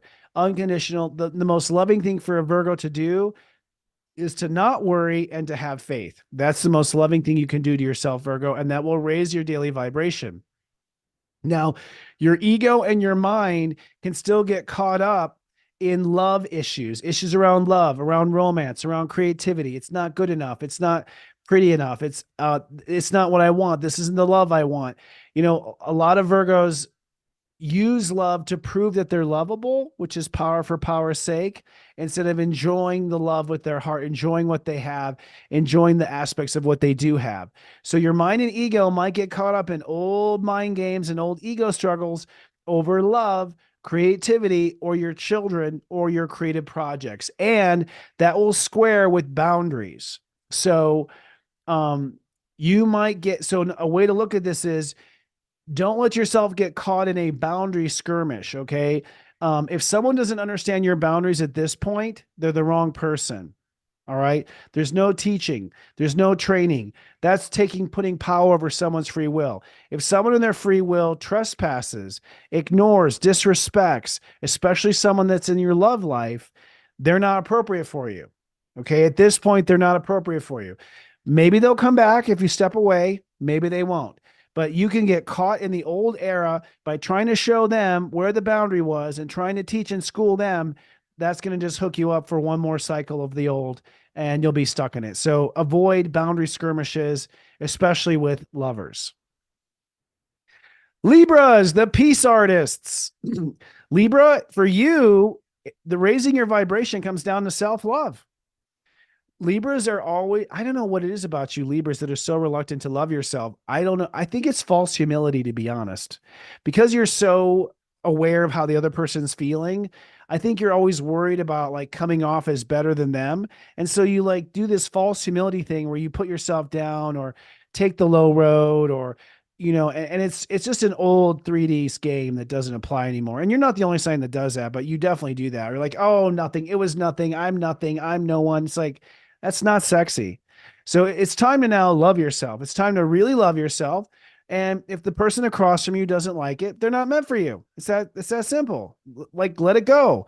So I think Libras with the South Node and Libra, they do have a lot of ego stuff that they're letting go of, which is you're not here to save the world. You're not here to rescue everyone on the planet. You're not here to be everybody's friend. Okay. Those are old Age of Pisces myths of Libras. You are meant to love yourself. And then whoever wants to be in that light, tango with and dance with. Otherwise, let it go. Okay. Now that self-love ends up being that you have to also have an attitude about being a friend to yourself. Being a friend to yourself means that you say no. Being a friend to yourself says that I'll sit this one out. Being a friend to yourself says that, no, this isn't really my gang, or it's okay if you don't like me. It's okay if I can't win over this crowd. So, you know, loving yourself and being a friend to yourself, that's what this full moon is. And, you know, it's interesting because with Libras, being there for yourself first is an enlightened Libra. Being there for someone else first is a low density Libra. That's it. The savior is over. The hero is over. Ask your opposite Aries. They're out of a job. They have to be the trailblazers now because we don't have heroes anymore in the new era.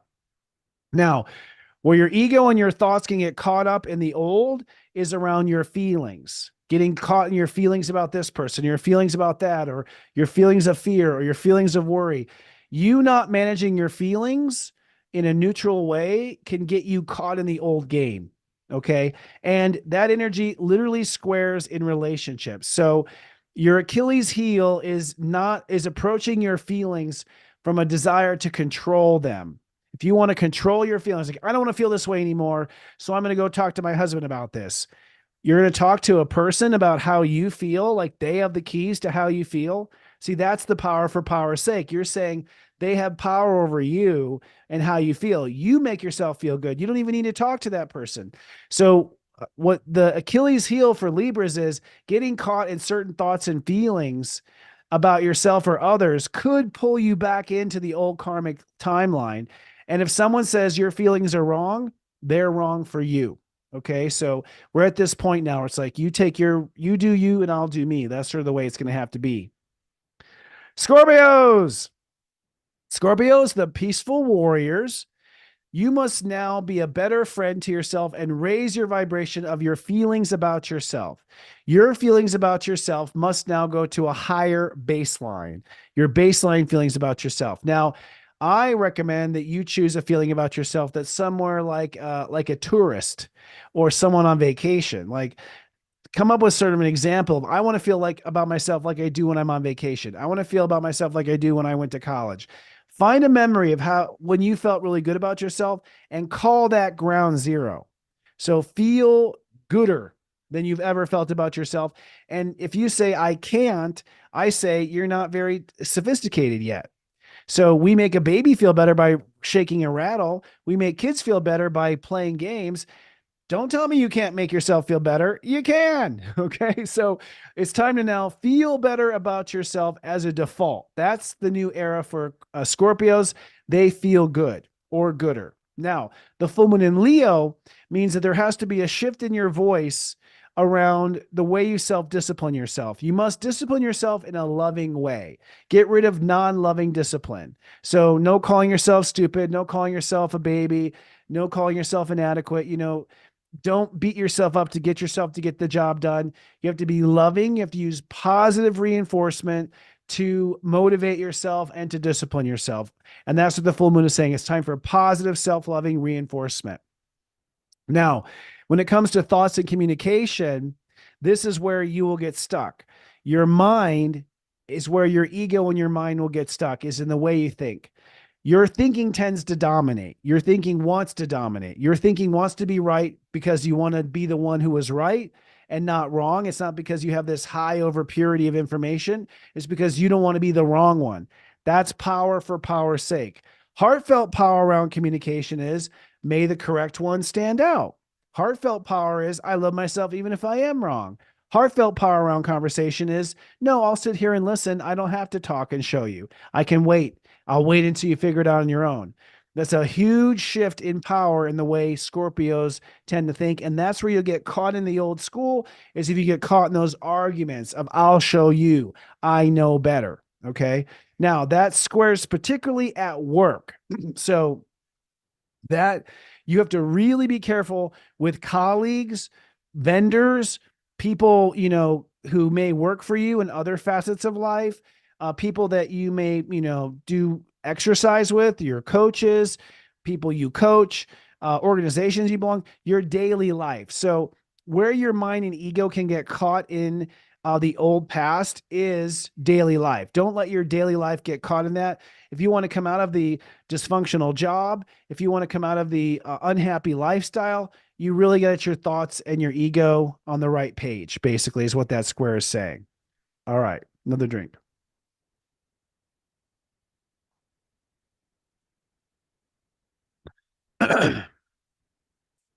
All right.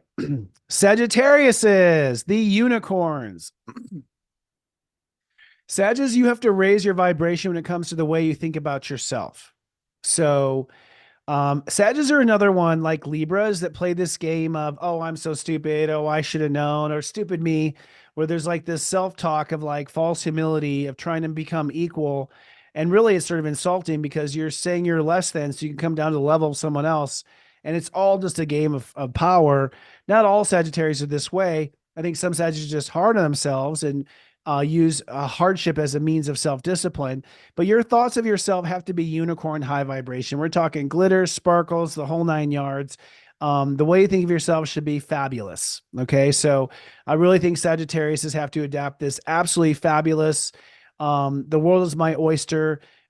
Everything positive. And it's not that you're ignoring the shadow, because trust me, you're going to face the shadow. You're not going to miss it. But if you don't raise the vibration in your thinking, you're going to stay stuck in the old density. Now, the real shift of the full moon is your default belief in yourself. I was saying this in my pep talk I did with Heather Exposito, who's a unicorn that works with us. I was saying that, Sagittarius will always be like, undecided about what they believe in life. Like, I don't know if I believe in capitalism. I don't know if I believe in communism. I don't know if I believe in this or believe in that. That's fine. You don't have to be ever have an official, formal opinion about what you believe about other things. When it comes to believing in yourself, no, you have to be rock solid, unconditionally believing in yourself with no doubt and no exceptions, period. You must be completely committed to believing in yourself. That's the loving thing to do. If you don't know, you will figure it out. That's believing in yourself. Saying, if I don't know, I'll figure it out. That's believing in yourself. Okay. Not believing in yourself is like, oh, I could screw it up. I don't know. Maybe it won't work.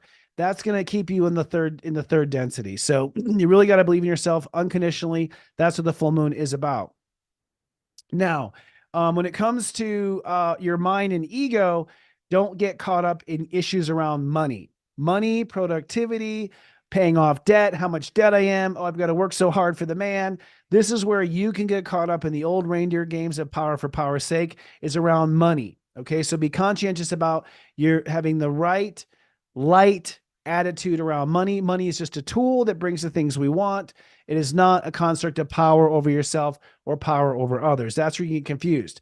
With the square to Chiron, or issues around money can get in the way of creativity. It can interfere with your children, can disrupt your ability for romance and true love. I do think Sagittarius are on the verge of true love if they don't have it already, or they'll have it again.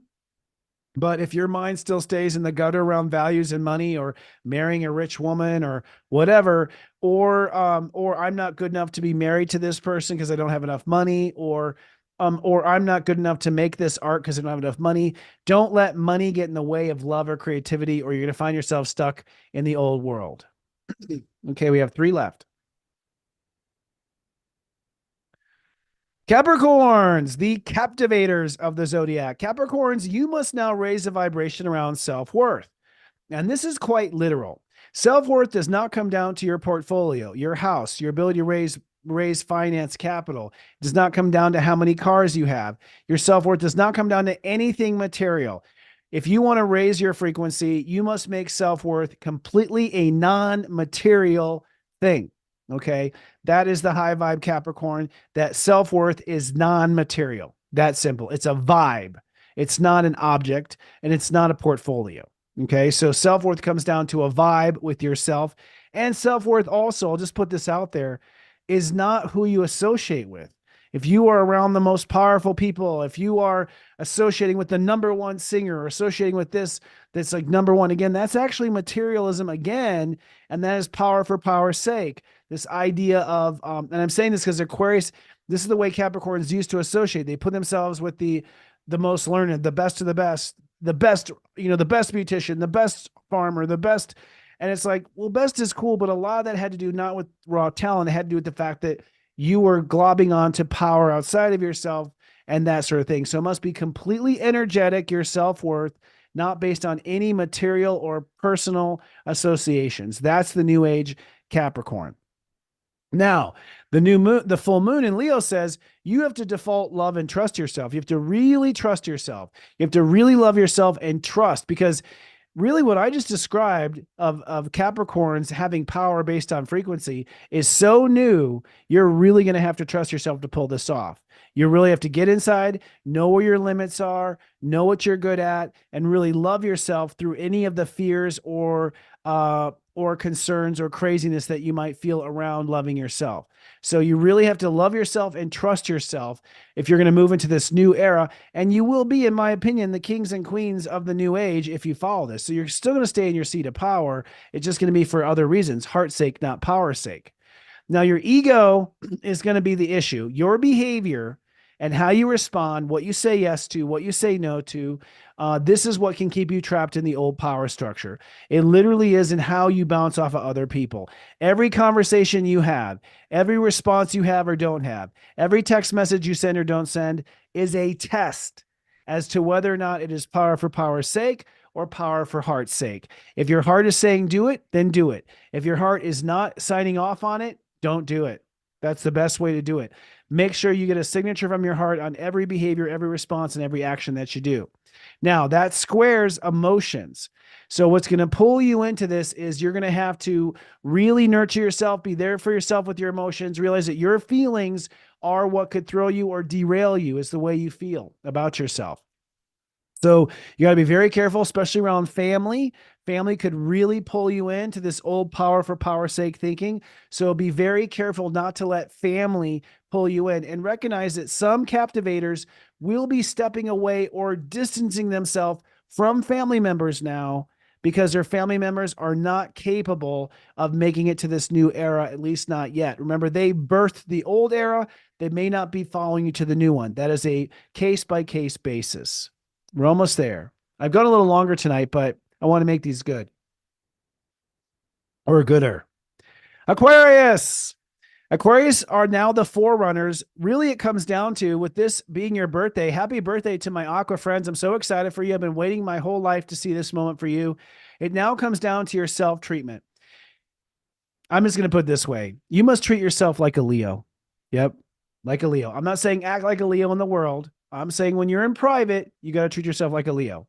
You've got to treat yourself first class, red carpet, the best, highest ingredients, the finest that life has to offer.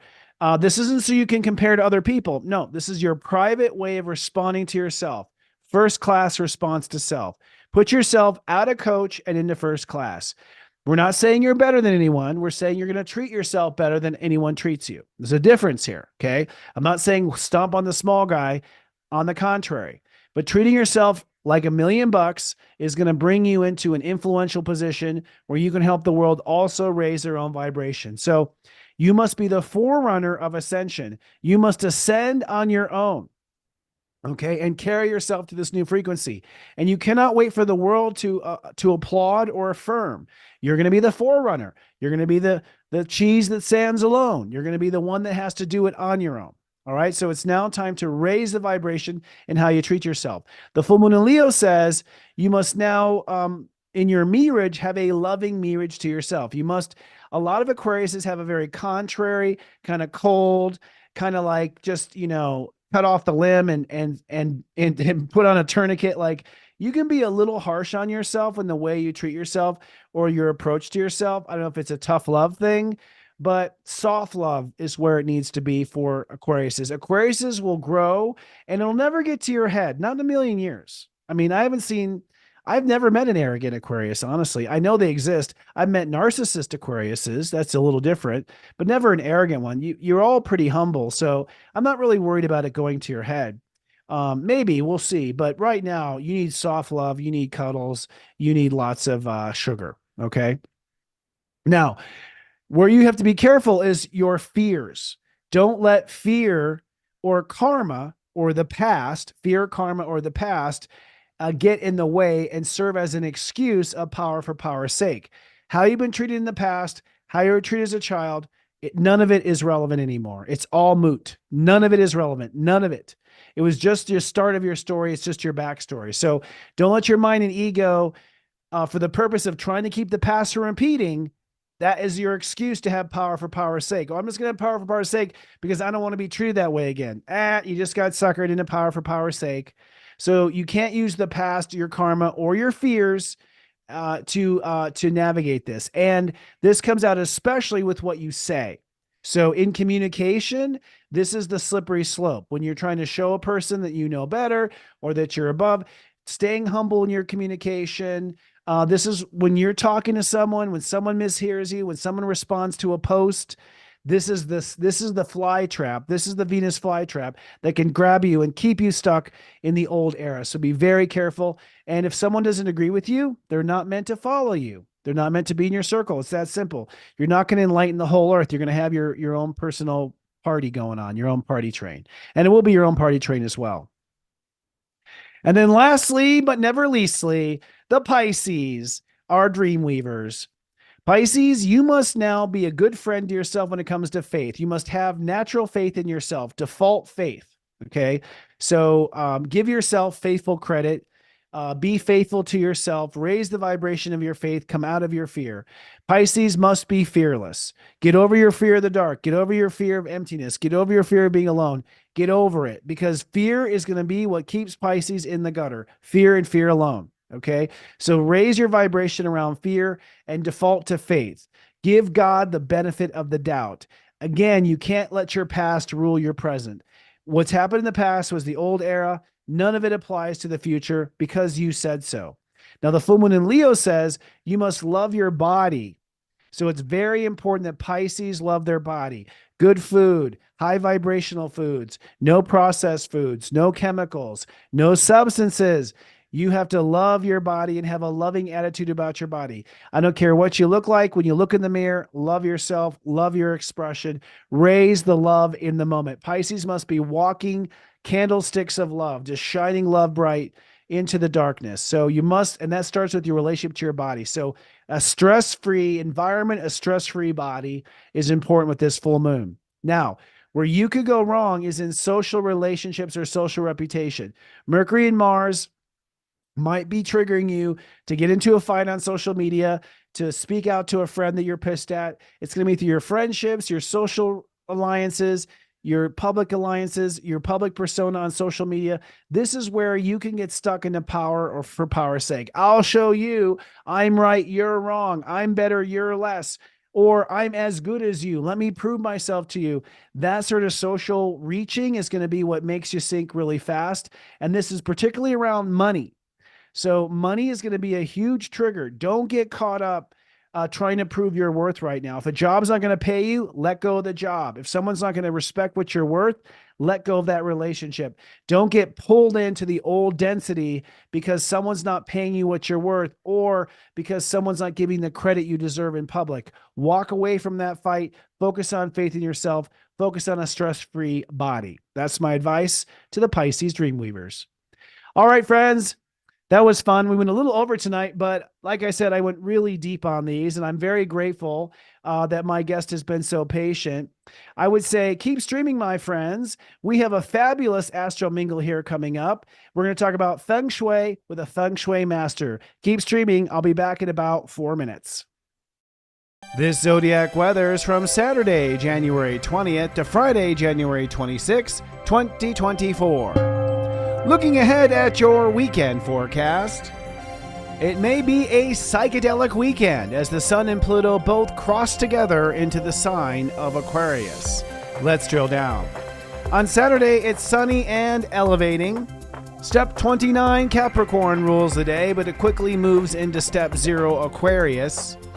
This is your final test of power, of leaving power for power's sake. The Sun will conjoin Pluto at 29 degrees, 59 minutes Capricorn, which will prompt you perhaps for a test of power or a struggle of power or authority. Then Pluto will enter into Aquarius and the Sun will follow shortly after, shifting the vibration from grounded Earth to energetic frequency. Expect to feel a little strange in your own skin. On Sunday, it's cloudy and then cerebral. Step 0 and then quickly Step 1 Aquarius rules the day, which means in this energetic space, you are holding for the frequency shift and raising your self-love vibration to a new level. With the moon also in an air sign, Gemini, things may feel really cerebral and spacey. Looking ahead to the 5-day weekday forecast, over the course of this week, it's really about exploring your inner vibration and raising your inner vibe to the new era. On Monday, it's sunny and rather chatty. Steps 1 and 2 both rule the day, which means it's a sun and moon ruled day. Your heart and emotions are what lead you. This is a day where you will be navigating your emotional boundaries with yourself and expanding your capacity to perform in the moment. And as the moon moves from Gemini to Cancer, you will feel that shift into your feelings. On Tuesday, it's cloudy and rather tender. Step 3 means Jupiter rules the day, so this is a day of expansion, learning, adventure. You are raising the caliber of your self-belief and feeling through your plans for the upcoming year. And with Venus moving into Capricorn, you're ready to embrace a new self-discipline. On Wednesday, it's sunny and emo meaning emotional. Step 4 indicates it's a Grand Master Aquarius day. Uranus is ruling the day. Expect the unexpected. You are elevating your inner base frequency now to really find an energetic home for yourself in your own skin. You are also feeling the limits of your dimensional ceiling, and with the moon shifting into Leo, you'll feel your heart as your navigational compass. On Thursday, it's cloudy with a chance of lightning. Step 5 means Mercury rules the day, and it's also the full moon in Leo. This full moon calls you to release any unloving attitudes your mind takes. It's time to adopt a heartfelt vision of yourself, and with Mars squaring Chiron, time is up on certain relationships that may not be healthy. And then on Friday, it's sunny and expansive. Step 6 means Venus rules the day. This will be a good feeling day as you accept your new inner self and vibration and get your shift together. And with Mercury scoring Chiron, you will come to understand what's not working in given relationships. It's serious joy, joy, joy. For the best astrology guidance, you can enjoy an entire month of personalized astrology services for just $3.99. At Serious Joy, we pride ourselves on providing astrology enthusiasts with exactly what they're looking for. Daily personalized inspiration that speaks directly to the heart. Sign up today and you'll receive personalized messages straight to your phone 7 days a week. And that's just half of it. You'll also get access to our exclusive members-only site with tons of amazing features. Experience the most accurate astrology service on the web at seriousjoy.com. I want to hear your point on that. Hello and welcome to Astro Mingle, the spiritual podcast that mingles with the talented light workers and innovative influencers of our time. Here at the Mingle, we're always slowly piecing together the ancient wisdoms into this fabric of operating systems of life, and tonight's guest holds a sacred piece of that puzzle. Dana Claudat is a modern Feng Shui Master, artist, and founder of the School of Intention. In Dana's teachings, her videos, her courses, and her School of Intention, she shares the depths of her unique and groundbreaking Feng Shui method that's based on 3 core principles: infinite possibility, creative awakening, and intention. After studying art history at Stanford University and working in the arts, Dana found her way to Feng Shui, developing her Feng Shui method and practicing for the last 2 decades. In fact, we've both been practicing for 18 years. It'll be fun to talk about this. Please join me in sending waves of love and light and gratitude to my guest tonight, Step 18 Virgo, Feng Shui Master, Dana Claudat. Hello. Hello. Thank you so much. Thank you. Pleasure to be here with you. We'll just start there. We both started our career at the same time, 18 years ago, which if you seem to be into astrology, which is when last time the North Node was in Aries. I don't know if you know that in your astro nerdism. Yeah. I didn't. That's wild.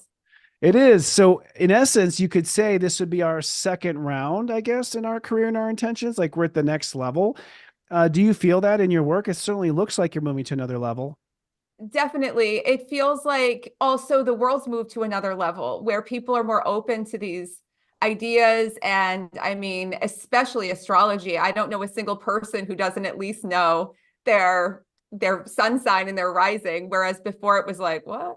So yes. Right. I'd say they're like, what do you do? I'm an astrologer. Like, oh, looking through a telescope all day. It must be compelling. I'm like, no. I tell chicks that they're cool or not. Like, like I was afraid 18 years ago to even say God. Like people were so defensive about spirituality. They're the diehard Christian or whatever. It's like, and now the world has completely changed. That makes me wonder, what kind of a spiritual environment did you grow up in being so open-minded yourself? I grew up in a small town in New Jersey called Secaucus, and it is right outside of Manhattan, but you wouldn't think it. Everyone had a house. Everyone was everyone was cousins. It was a lot of, well, in my life, there was an undercurrent of the Italian mob. It was a very unique place to be. And if you looked at my life on the surface, you would think that I was exposed just to church on Sunday whenever we had to go for a holiday and the occasional sacraments.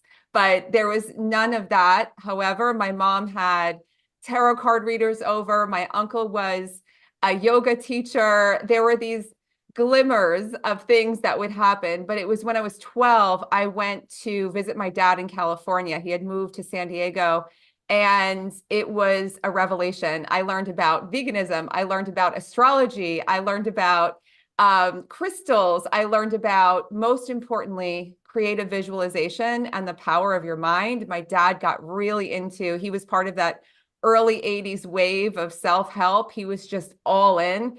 And it was wild. I don't want to say indoctrinated, but in a good way, I guess, with all of these books and all of these philosophies. People are like, have you read this book? I was like, yeah, when I was like 12, I read it. So that was around age 12, you said? I'm just curious. Yeah. Age 12. So your Jupiter return, your belief structure opened up big time.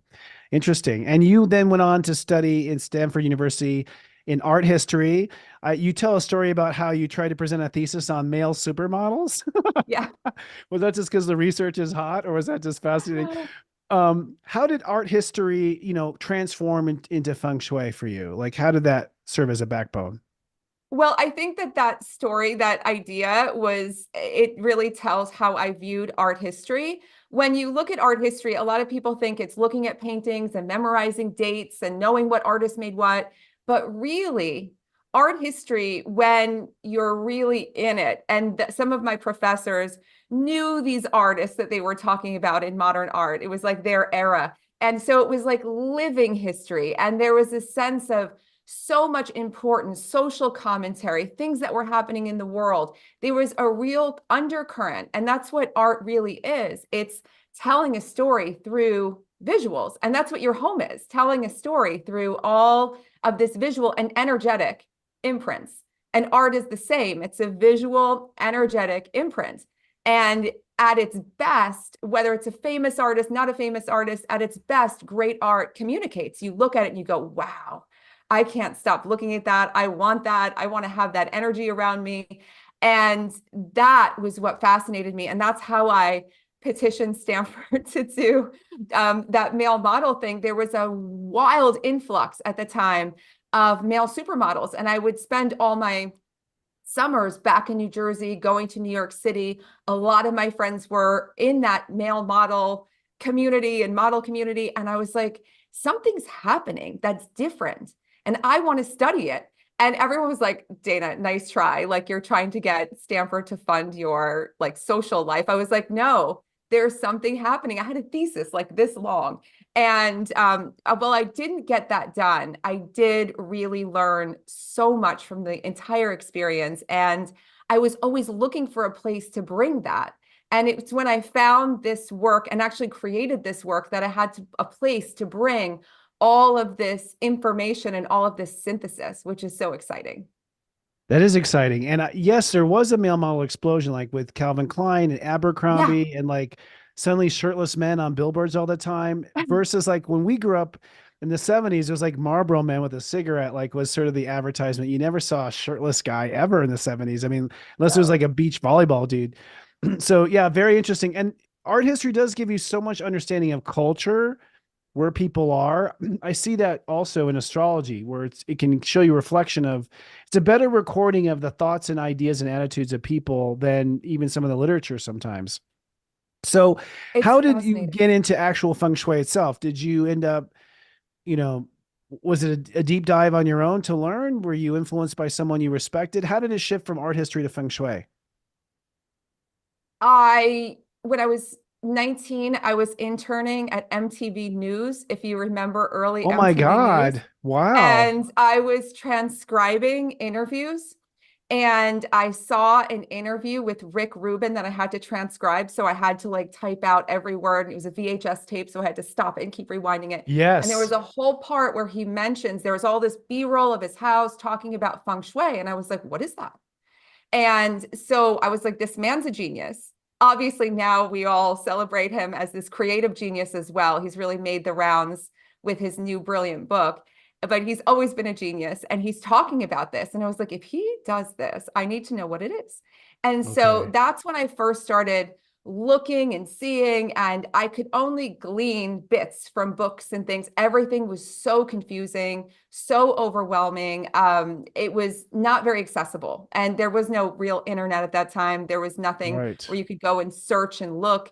And so I had it in the back of my mind. When I was waitressing, when I moved to Los Angeles, a Feng Shui master came in and handed me 2 crystals and said it would help me to find my life path, because I was at first waitressing and then started working in art galleries and things like this. But I had these crystals. I still have one in my bedroom. And I thought to myself, why did she give these to me? And lo and behold, one day when I found myself, I had gotten really, really sick. I worked myself. I say I over-optimized myself to illness. I did so much wellness in such an intense way. I wasn't partying my way through LA. I was, doing every cleanse, everything you could possibly imagine all at once. And I was convinced that there was something in me, because I couldn't find, and I think a lot of people can relate to this. Sometimes when you can't find your place in the world, you feel like it must be me. I must be broken. There must be something wrong with me. I can't find something that I would pour my heart into. I can't find anything that feels like I'm doing the right thing. And so I just got wildly, at that point, I was like, I have to fix myself. And I got sick. I wound up in the hospital and then at home getting well. And I looked around my house and I was like, I never moved in. And I was like, I think I need Wow. to reorganize my life. And I got some Feng Shui books. I signed up for a class where they sent me 2 big binders to get certified, or 3. And I Huh. read through these binders and did all these things. And it was cool. But what was really cool was when I was reading and understanding and starting getting into the principles behind it. And I was like, well, I'm doing this for myself right now, so I might as well do it my own way. So I started experimenting with different ways of doing things, different ways of looking at space.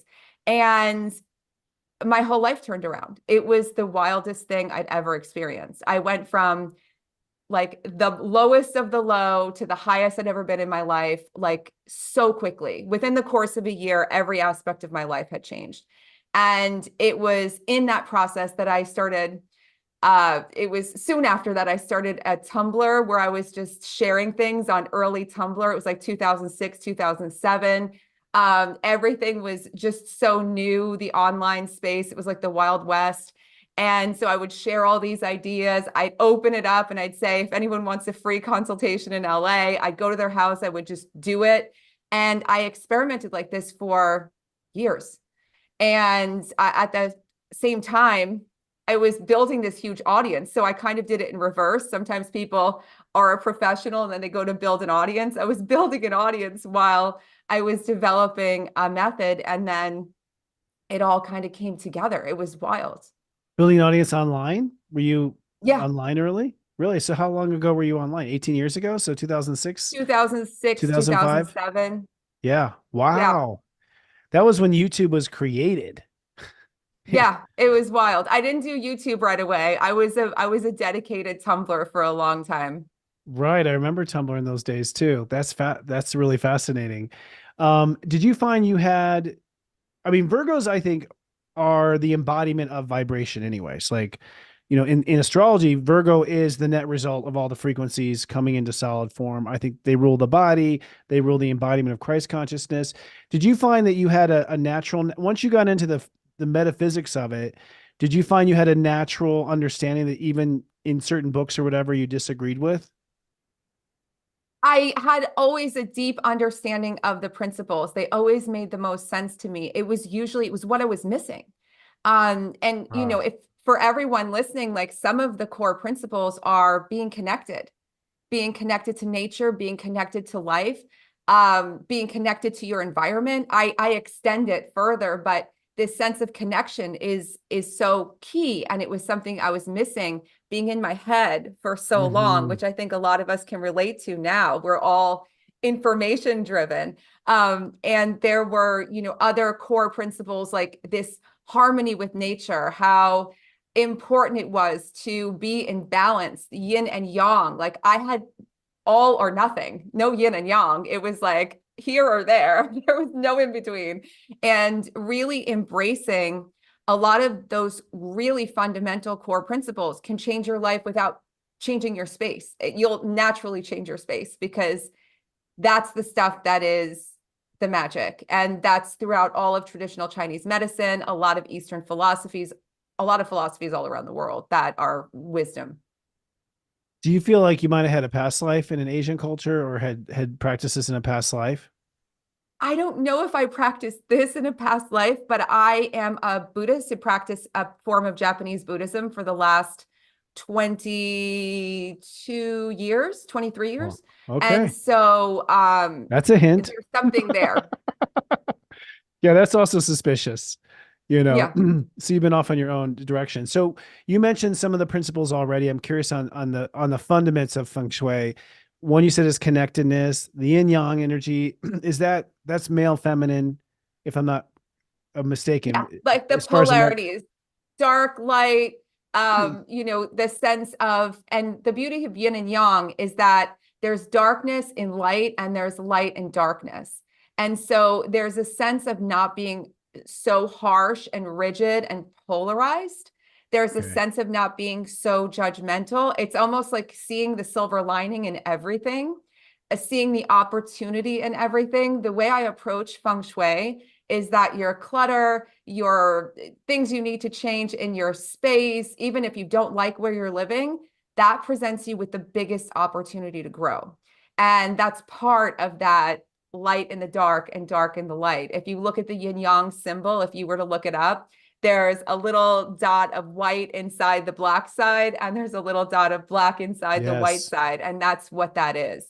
And so, yeah, a lot of the work in my mind is about being at home in your home and being at home within yourself, because I think Mm, they're inextricably linked. Your home is an extension of you in one way, shape, or form or another. yes. And when some people want to reject that if you don't like where you live, if it's a mess, it's like, I don't want to look at that. But again, it's this huge opportunity. If you say, okay, I can kind of be down with the idea that my home is an extension of me, even though it looks this way right now. That means when I clean it up, when I take baby steps to make little changes, with each change I make, I can change myself exponentially. And that to me is so exciting. And I've seen that again and again and again. And it's addictive. Hmm. Yeah, and so a Virgo turning mess into opportunity is truly a leader, among other Virgos. So I love the yin yang. So yin yang connectedness, maybe just a couple other fundaments that you think are that carry out in feng shui. The story of your home is really important to me. Again, that idea that your home is a mirror of you. When you even just look around your home, you can see a story. You can see what's been going on in your life. You can see what's been a priority. You can feel and see the memories in your space. You can see things that have been frustrating, issues, problems, all of it. It's all there. And so seeing the story and then deliberately designing a new story into your space is another aspect of what you can do using this work. Of course, there's Mm, also energy, which if we're talking about like the purely metaphysical, but yet very practical, energy is everything and everywhere. Energy is yes. color, energy is light, energy is every object around you. So it's not just having plants for good vibes. You can have tons of plants, that's wonderful, but it's really understanding the energies, how you feel. And it's not that esoteric when you notice I walk into my bedroom and I feel anxious. I open a closet and I feel my stomach drop. I walk into my living room and I feel amazing. We know this on some level, but we're just not all trained, so to speak, to think about it in that way. But if you were to just walk through your home, and I invite everyone to do this who's watching, like maybe tomorrow or now, whenever you want, take some time and just walk through your front door, sit in your first room that you walk into, and notice how you feel for a few minutes. Don't judge it, don't force it, and then move to the next room. Look around, notice what you take in, what you feel, and move on to the next room. And by the time you're done, you'll probably learn so much more about your space than any book or anything could tell you. I'm realizing some real harsh stuff about myself. Oh, no. I'm kidding. But in astrology, the fourth house is the home. You probably know this. You seem to know a lot about astrology. And the fourth house is the foundation of your whole chart. It's the trunk of your tree. Everything grows from the fourth house and branches out. So it's literally the foundation of all of life. It's also mother, which is the foundation of all of life. And what you said that I found really compelling was, yeah, a lot of people, if you try to change yourself and you don't change your home, it seems like you end up fighting against your old energy. And so they have to really be changed together. Or you could change your home and that could inspire your energy to change, perhaps. So I never thought of it in that term. I guess mom was right, cleaning all the time. It's a big deal. I mean, that was what I watched growing up. When my mom would clean, Yeah, her whole demeanor would change. She was my mom really too. into cleaning, right? It was like a wild form of therapy that I watched. And I do it myself now because I grew up with that imprinted upon me. And I was like, wow, nothing feels as good as cleaning. And what you said is very profound and very important. This idea that when you try to make changes and you don't change your environment, oftentimes you're fighting against your old self.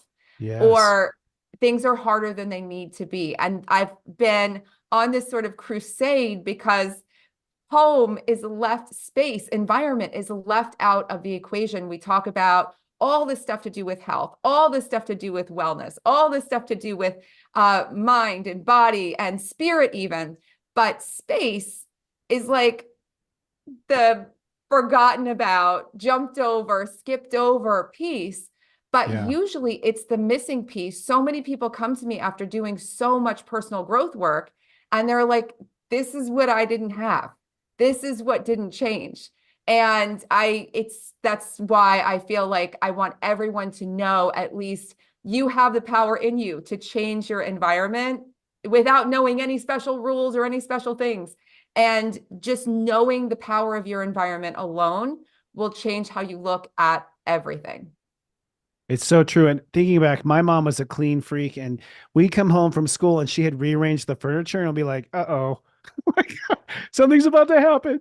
But it would change the whole feel of the house. I mean, that was probably my first introduction to Feng Shui, in the sense of mom rearranging the furniture and cleaning all the time. Every time the house is clean, it feels so good.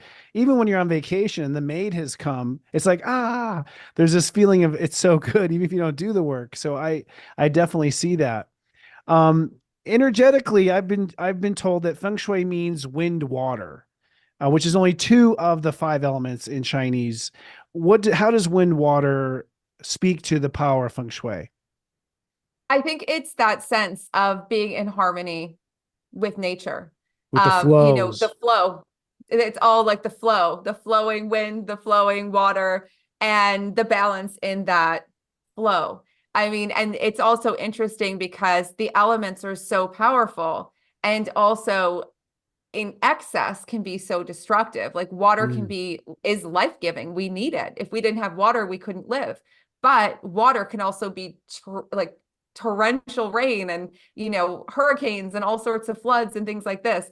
So it's really about this sense of harmony and balance, and a great, I'd say, reverence and respect for nature, as well as, and I think this is another thing that gets skipped over, your true nature.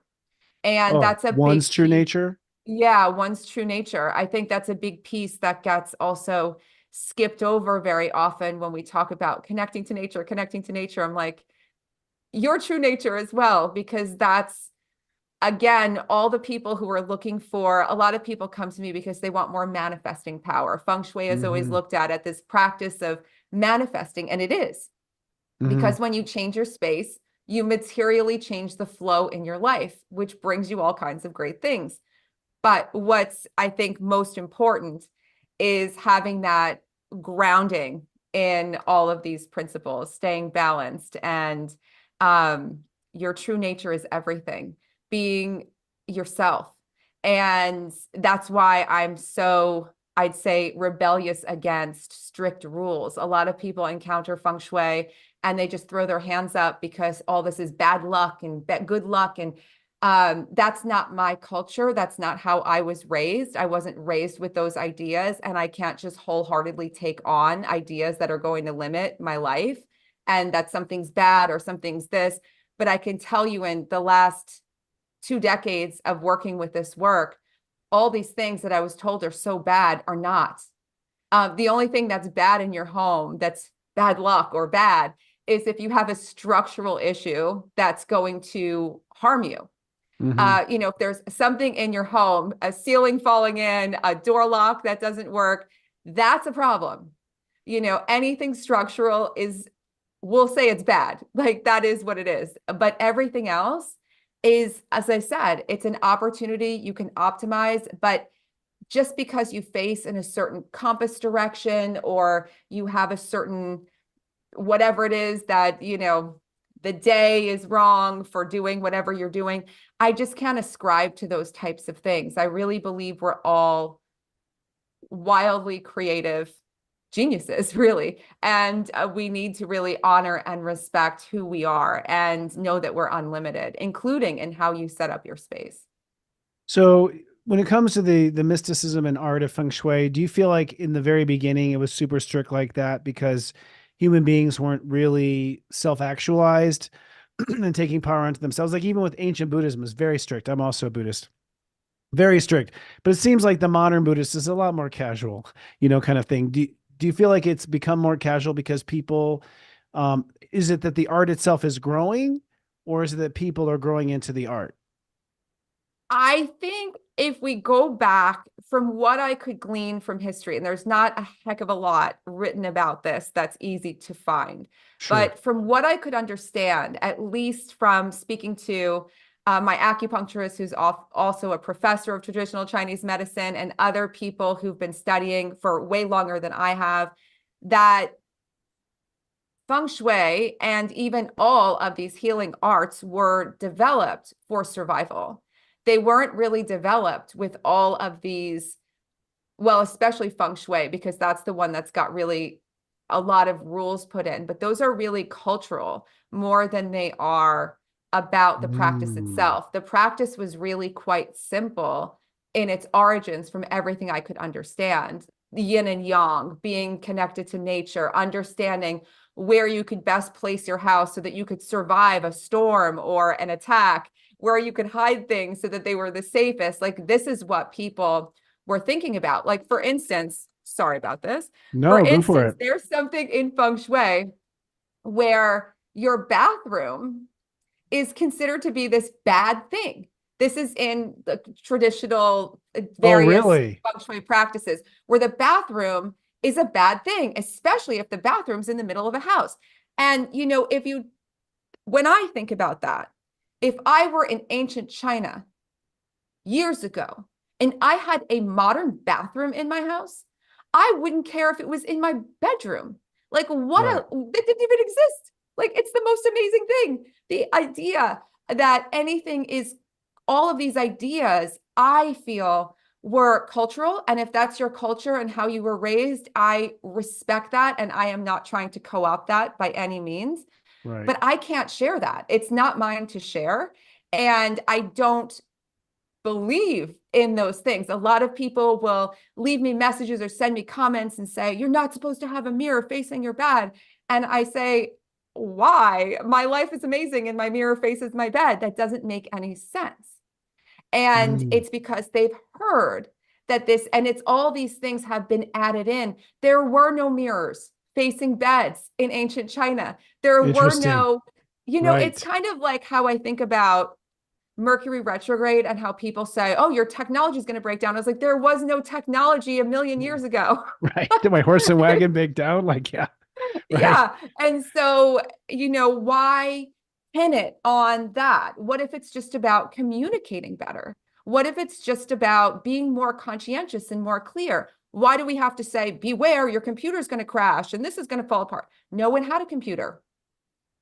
Right. And so someone had this idea, And this idea got sort of filtered into the ethos. So what I Yes. believe is that Feng Shui, when it came to the West, did get, let's just say, altered to a degree.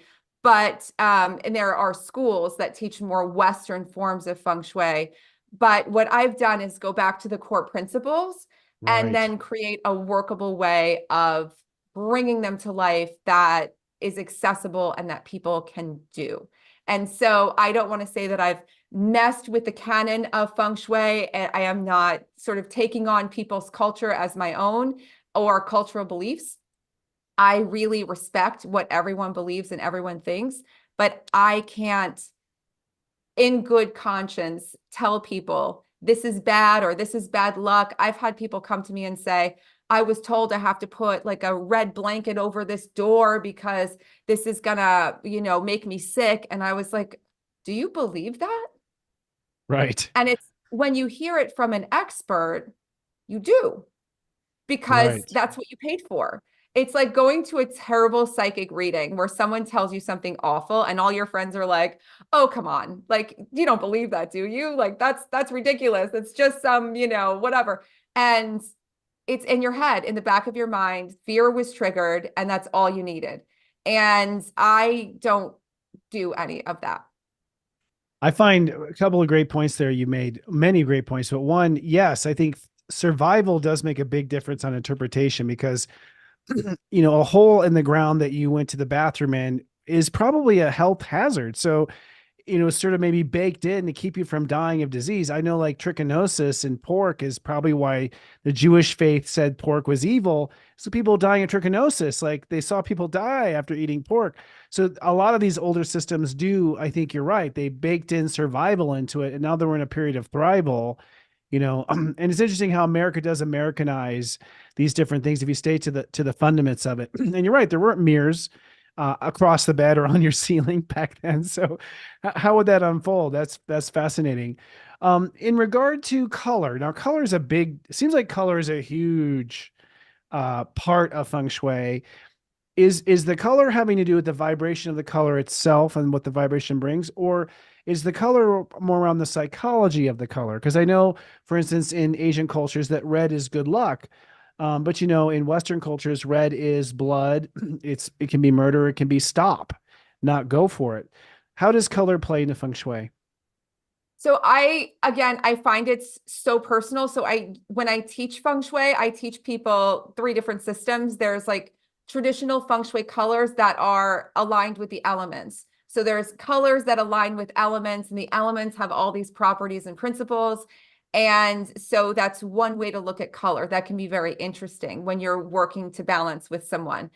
My friend who is a color therapist, Walla, who I've learned so much from over the years, she really works first and foremost with people's favorite colors and the colors that they reject. Like, she's taught me a lot about people's internal reactions to color, which I think go far beyond sort of a canon of psychology of color, because color is so intensely personal.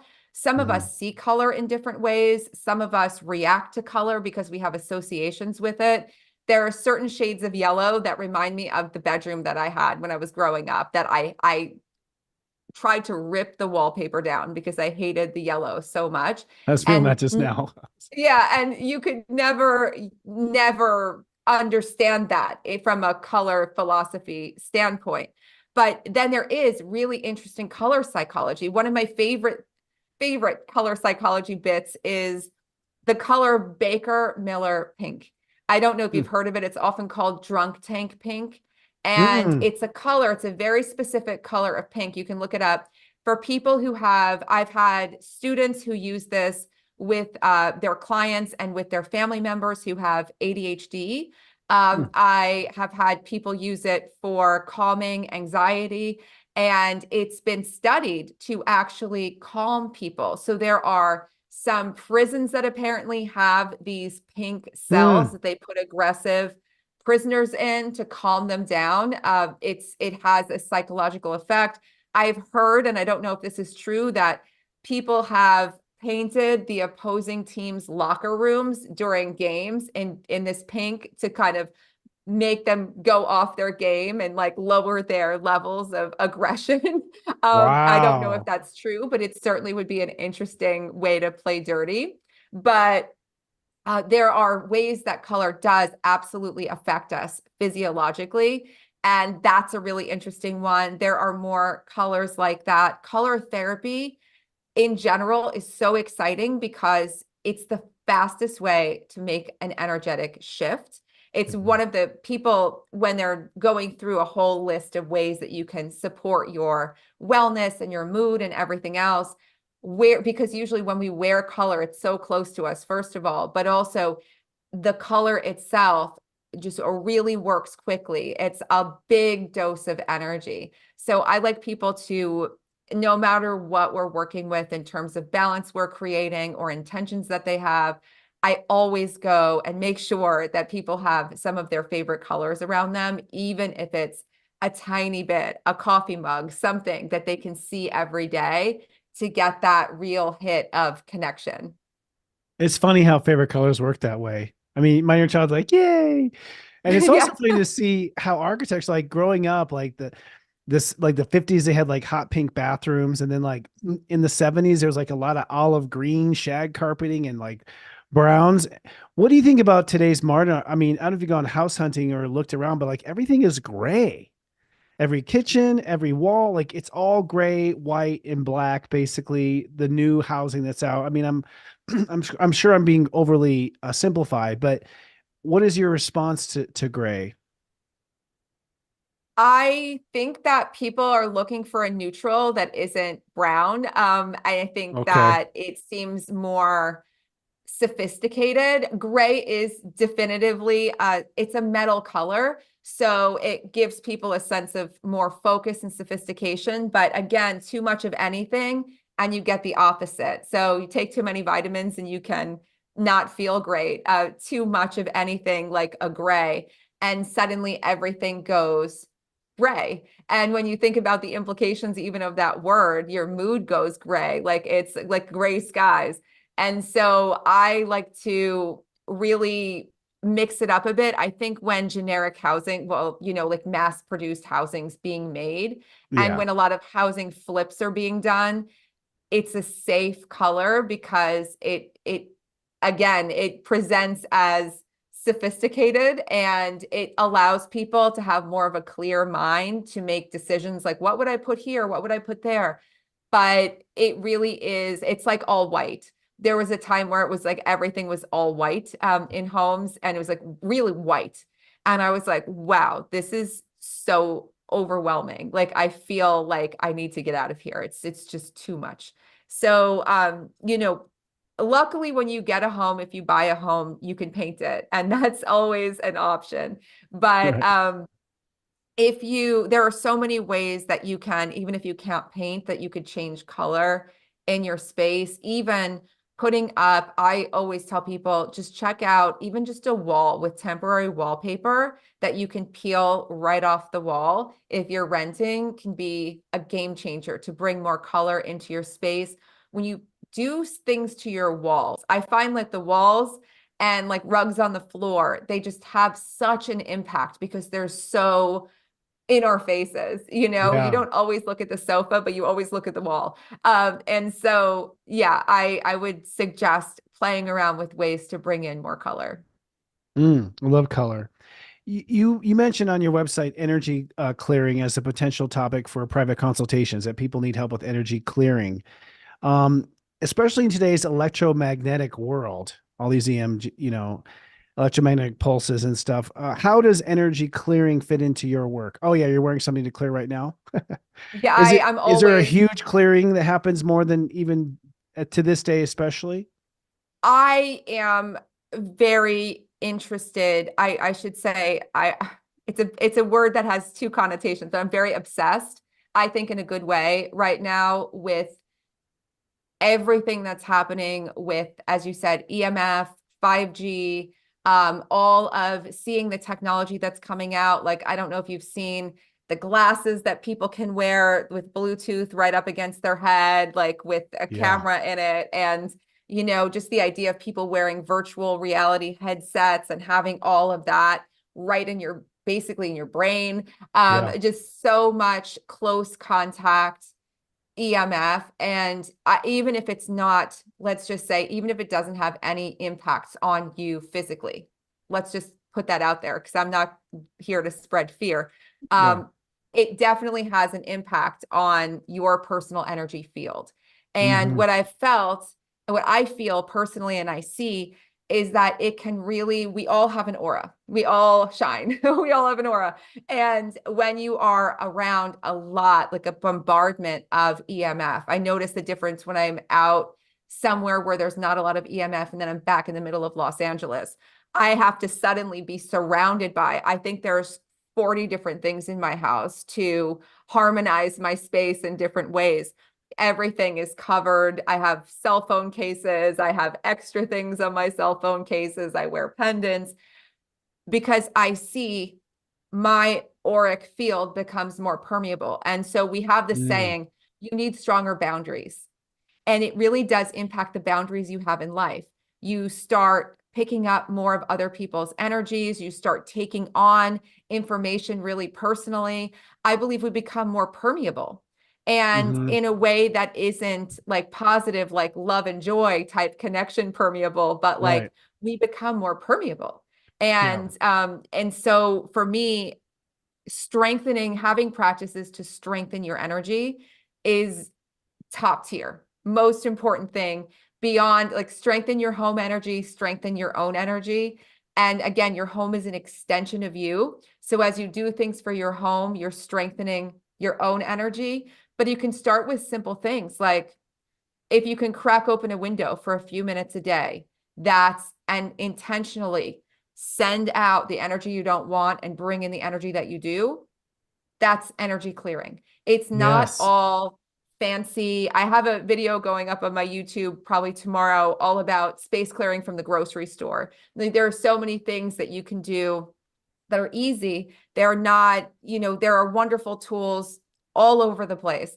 But a lot of times people feel, oh, I need to get a special wand of herbs, or I need to get a special thing, or where do I buy this special oil? And really basic things like lighting incense, lighting a candle. It's really your energy that's clearing space more than anything else. Mm. That's wonderful to know. I mean, I can, even in the winter when you crack the window open and you air the place out a little bit, it just feels so much better. And you wonder if that's imagination, but you're affirming that it isn't. Is there a go-to like fundament basic stone that you'd recommend to everyone, a must-have as far as an energy clear? For energy clearing with stones, I don't really use crystals for that. There are two forms of energy clearing, like the type that I do, which I think is that I can do and I teach. And I guess there are a few simple things. One, I'll just share with everyone right now that you could probably do from your pantry. If you have salt in your pantry, you can put out some sea salt, a few little bowls. You don't have to fill big bowls, just little bowls. Put them out places where it feels heavy or stuck and set an intention that it's going to help you to keep the energy high and light. And then just dump them when you feel like they've run out of juice. Sometimes it's a few days, sometimes it's a few weeks.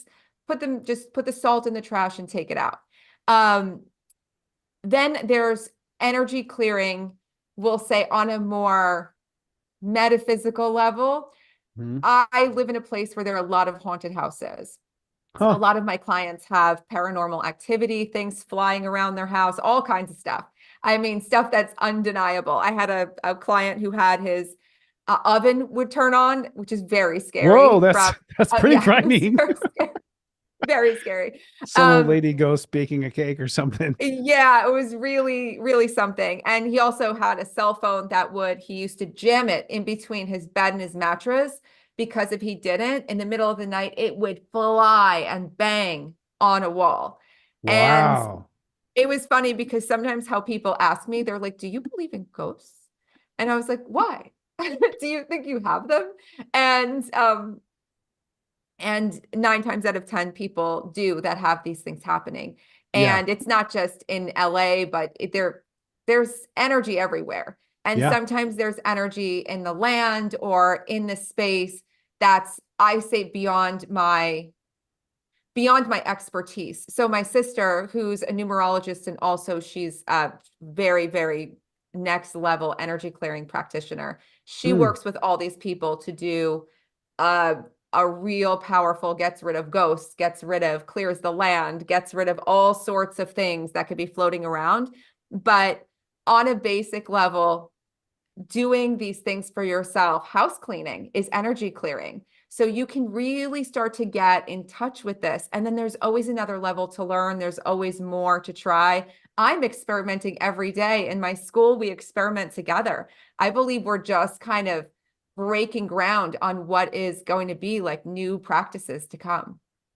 Yeah, that's interesting and good for you. And how cool, your sister's like a power sister. I can see a TV series, the two of you kind of ghost hunting with with incense and crystals. You also mentioned on your site about activating your genius. Tell us, what do you mean by activating genius, and does everyone have genius? Yeah, it's been proven. Well, at least I don't like to look at one study and say it's been proven, but I have never met a kid, just every kid I've talked to in my life, being a kid, thinking about it, everyone was free. Everyone was curious. Everyone was open. Everyone was unlimited. Everyone wanted to be something. I want to be a fireman. I want to be an artist. I want to be a painter. I want to be the president. And then slowly but surely, and then suddenly it drops off. And I'm going to get the dates, the ages categories wrong. But George Land did a very landmark study. I talk about it in a podcast episode I did at the very beginning of my podcast called You Were Born to Be Creative. And kids were given a test. I believe there were 5.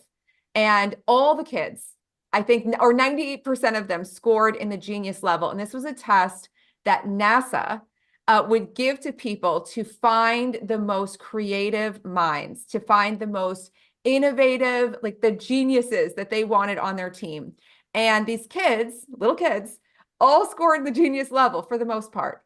But then a few years later, that number dropped by, I think, 20%. A few years later, that number dropped even more. And by the time a survey was done of 2,500 people who were in their 20s, I think it was like 2% felt that they were creative geniuses. So what exactly happens from when you're 5 to when you're like 21 that destroys every bit of the magic in your life? And I call it like the curse of reality, this reality that's imposed upon us, and these limitations that are imposed upon us. And I feel like a lot of my work is about, again, infinite possibility and stripping away those limitations. So when people hear about Feng Shui, they often think it's just about your home. But again, it's about your home and you, and they're inextricably linked. And when you get rid of the limitations in you, you start to get rid of the limitations in your environment, in your lifestyle, how you've been living.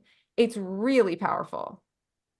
It sounds very powerful. Do you have like a go-to story of like a feng shui makeover of someone who was stuck and they rearranged the furniture and their genius came out?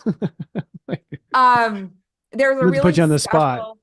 There are so many people, but there's a really special one. And because I just messaged her to ask if I could share her story. I want to do a little Zoom with her because she's so amazing. She messaged me, and this is like the proof that it's not all a placebo effect. She messaged me and said, this stuff, like sometimes it just doesn't work out. I think that was the title of her email. Sometimes it just doesn't work out. And I opened it and I was like, what is this? And in this email, she was basically saying, I tried this, I did this, it didn't do anything, nothing works for me, I have no whatever, and I just wanted to let you know. And I was like, well, challenge accepted. Will you allow me to feng shui for you? And if you would be so kind, if it works out, if I could share it with the feng shui school to give them an example of a consultation, that would be great. I know you're not expecting anything, and no obligations, but if you'd be willing. And she said yes. And so I was like, great. So we got on our Zoom, we did our thing. We went through her house, and I started to see things already shifting in her mind. And we really got into the story of her home. We really got into the story that she was living. We really got into her intentions, the things that she wanted. And she started immediately jumping into action. And she had a lot of things happening at once. She had a major family issue. She had a physical impairment that was keeping her mobility very limited. She also had a lot of jobs. She had 3 jobs, which I think is insane that we live in a place that's so wealthy and Wow. people have to have 3 jobs. Yeah. And within a few weeks, within a week, she messaged me that her family issue was being resolved. A few weeks later, she said it was resolved and she now has just 1 job. A few Wow. weeks later, she messaged me and all of this stuff started to change. She started to work on so much more. She got really into, she joined in some of the Feng Shui classes that we do throughout the year just for the fun of it and the practice of it. She started clearing out her life of people that were holding her back, and then she won a bunch of money. Wow. So she didn't believe. She just did not believe. But that I love. Mm-hmm. Yes. To someone who's completely does not believe, is willing to try, and then is it can actually transform her life. That's amazing. That's a great story. I didn't think you'd pull one out so easily. Good job. No, I'm not I saying get a that your lot of work doesn't people. work. I just mean when you're put on the spot for an example. Yeah. I have a Yeah. lot of online community. As I said, online has been my home forever. This Me last too. few years has been like normal everyday stuff. I've always had a big online community, so I'm so grateful that I'm constantly able to read these stories and hear what's happening um and learn from everyone. And I think Yes. that's something that I hope a lot of people keep in mind. I don't know if they do, but I emphasize this when I teach, is that my students are really my teachers. This is how I learn so many new resources, so many new books, so many pieces of wisdom, so many things I never would have thought of before. And I just think we're all better together. That's why the age of Aquarius is so exciting to me. It is exciting. And I agree. I think that's one of the reasons why I can relate to you a lot, just because our timing is the same. I think what allowed me to grow so fast as an astrologer was the instant feedback of the internet, that I had people tell me, yes, I felt that. Groups of Aries telling me, yes. It was like little study groups where I could really sharpen my algorithms, and I'm always amazed at how people report back in readings and consultations. It's like, whoa, you're right. They are our best teachers, our own clients and our own followers. Yeah. And I love that you're into astrology. I mean, I don't know if I've ever seen a feng shui person have so much astrological symbiotic connection. Where does astrology and feng shui meet in your mind? During one of my early trips to see my dad, he got us a babysitter, and the babysitter was wild. She was wild. She was a professional astrologer, and it was again like 80s. She had like a book that she would like Right. do research in, and she had a thing for my dad. And like all these women had a thing for my dad. And so Oh, she started that's getting interesting. into my dad's astrology. And Huh. she told me one day, and this is my dad just left us with this babysitter for like a week. We were just like alone with a babysitter That's that 70s he didn't even parenting, by the know. way. Yeah. Yeah, she was a lot of things. She was a nudist. She would go out in the backyard naked. I was just like, whatever. As long as we're safe, I'm fine. But I learned a Right. lot from her. I learned a lot about a lot of things from her. And she told me in an it was very alarming. I was a little kid, and she was like, I have to tell you, when your dad's 55, he's going to face a challenge and it could end his life. And I was like, what? And she was like, I did his chart. And I was like, do you realize, like, what are you talking about? And Right. so she was just like in there with, I don't even know what she was looking at. I've never heard of this before. And it was when my dad was 55 that he died instantly, like in a crazy situation. Whoa. And um, and it was a calamitous situation that was like an unsolved mystery, just like she said. And so it was, although I'd always loved astrology and astrology books and just reading horoscopes and things like this. That was when that like came together in my mind from then to here. I was Right. like, oh. And that's when I really started to pay more attention and slowly but surely started to learn more.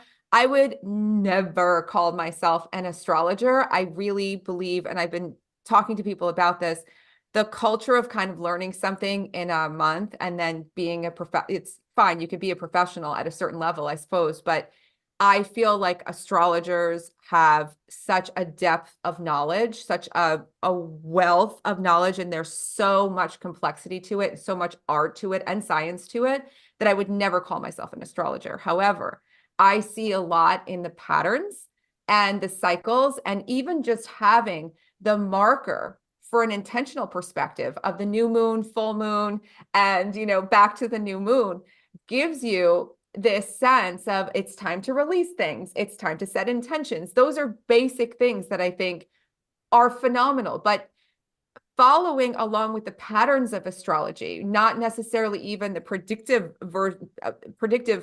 astrology, the patterns of astrology, understanding more about those archetypes. And every time I learn, I'm so excited to learn from you more about the degrees, but the patterns of astrology are so interesting because they make you look at different aspects of life that you'd be apt to sometimes sweep under the carpet or not pay attention to. And to me, that's where the fullness and the richness of life comes in. In Feng Shui, there's a Bagua map, and some people have seen it. It's a map that shows you where different parts of your home can align to different aspects of your life. And there are 9 sections. So sections like wisdom and legacy and health and self and career, helpful people and compassion and creativity. But then there's also money, fame, and love. And so when people come to me, they're like, I want money, fame, and love. And I'm like, I get it. But you know what? In order to get money, fame, and love, you need all the other things, right? And so it's one thing to be like, oh, I don't want to deal with that. That's not that important. It's everything. And people find when they invest in those other aspects of life that have been ignored, suddenly all this manifesting power comes, everything fills in. And I feel like astrology also gives you, just on that basic level of cycles, this way of looking at the hidden aspects of life, the mysterious aspects of life, just so many things that you could be apt to ignore if you're just like, tell me if I'm going to be successful. Tell me if I'm going to meet the man of my dreams or whatever it is. Agreed. And we're on the exact same page. In fact, the step system, or this system that I downloaded, it's all the signs put into a number basically. And people are always interested in certain numbers like fortune, which is 10, or control, which is 8, or love, which is 1. But quite often when you diagnose their astrology, they're not getting what they want because they're skipping steps. They're not holistic. They're not filling in these other gaps. Do you look at the point of like a person's chart or their astrology and connect that to the feng shui? In other words, like this, I saw your video, New Moon Capricorn Superflow, which by the way was great. I agree with everything you said. I don't know where you're getting your astrology knowledge, but I was dead bang agreeing with what you had to say. And you were saying it was like the birth of an empire. I think a birth of new empires. I think it's the way you put it. Maybe not the word empire, but so like in a new moon, Superflow video like that, does that directly correlate to one of those 9 zones? Do you put those pieces together? Not really. When I'm doing videos, it's kind of like doing a general astrology, I suppose, reading if we wanted to correlate them. I do live streams on YouTube and Facebook for every new moon, full of feng shui. So I'm like, how do you use this energy? There's all this energy happening. Okay. I love all the things in the air. Like now I've learned so much more about how all of these things are kind of happening simultaneously. And so I'm like, let's use it. Let's use it to make changes. Let's use it to change things. I don't look at my clients' charts because I can't read a chart. I can read my own chart, but I could never, like I said, I think astrology, I have so much reverence for. I would never, ever say, oh, yes, I'm an astrologer. But I do find that there are astrologers who do my feng shui program and they incorporate the feng shui into their consultations with their clients when they're doing their clients' astrology, which is really fascinating. Yeah. But I am a big, as I said, I'm a big believer in all of these patterns and how do you use them? And I think that that's the piece that I've become, if we want to talk about like where my focus has shifted over the last 18 years, it Yes, that was went a from question. Go ahead.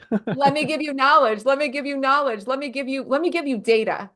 And over the last, I say 10 years and really the last few, it's like, let's use this. I don't care anymore about too much information. Your life is not going to change by knowing what Feng Shui says about something or another. Let's use this energy. Let's use this potential. Just because there's an awesome thing happening in the sky or in numerology or anything else doesn't mean you're going to use it. Yes. So You I'm know, just encourage everyone to do it. Just go do something. not to pat myself on the back, but that's a net 9 thing. You and I are both 18s net 9. So for us, knowledge is useless unless you can do something with it. Like if I can't do Wow. something with it, like why bother? Which is a 9 Wow. or an Aries kind of thing. Yeah, I'm the same way. I'm the same way. I'm like, so, and how does this make my life better? Because if it doesn't, it's what's the point of learning it? You have another theme, and we're putting up your website. We'll mention it again us at the end so everyone knows who you are. But one of the main themes I see in your website and your work is prosperity. It's like a huge theme. And that's probably due to the clients. I mean, like when I get a reading, it's like, where's the love? Where's the money? Where's the success? Three Yep. major questions. What's my life purpose? Fourth question. Yep. How does Feng Shui practically play in a useful way into abundance and prosperity? On a very simple level, flowing energy brings you all kinds of abundance. And Okay. so, really, it's stripping away all the stuff standing in the way. We talk about blocks. It's very popular to look at videos about money blocks, creative blocks, blocks. And all of these belief changing modalities are really powerful and wonderful. However, there's also sort of an insidiousness about getting obsessed with blocks because they're infinite. You could be spending your whole life doing all kinds of work to get rid of blocks so that finally you can go and do these things. So finally you can take this risk or take this leap. And so I'm all about doing that deeper work, but Yeah. also, living in the flow right now. And so everything you can do to open up to greater flow, even opening your window once a day, can be something intentionally that helps you to bring in more flow. Another big piece of my work is helping people to sit in the seat of being the creator of their life rather than Mm, being the kind of like the backseat driver and going, what's the energy like today? What's this about today? What's lucky today? I want you to just make your own luck. And if you look at the practical stories of people who've turned their lives around and made immense breakthroughs and built empires, they made their own luck. It wasn't just like, oh, a lucky thing happens. It's like, no, I worked for all these years and then a lucky thing happened. You know what I mean? They made right. it. Gives her power away. Yeah, I have a saying, I'm not lucky, I'm spiritually talented. There's a talent to it and that prosperity and that flow. And so I guess through flow comes opportunity, comes from opportunity, comes growth, comes prosperity. So it's really about allowing things to flow, even if that's even the flow of your living room, to the flow of your ideas. Yeah. You have a blog on your website titled 7 Ways I Have Been Adding Multisensory Wellness into My Life. What is multisensory wellness?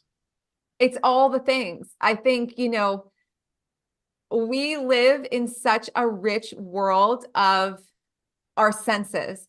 And I want people to spend less time doing this. It's great when what you're doing, watching screens, is inspiring and amazing. That's the positive way of using all this innovation.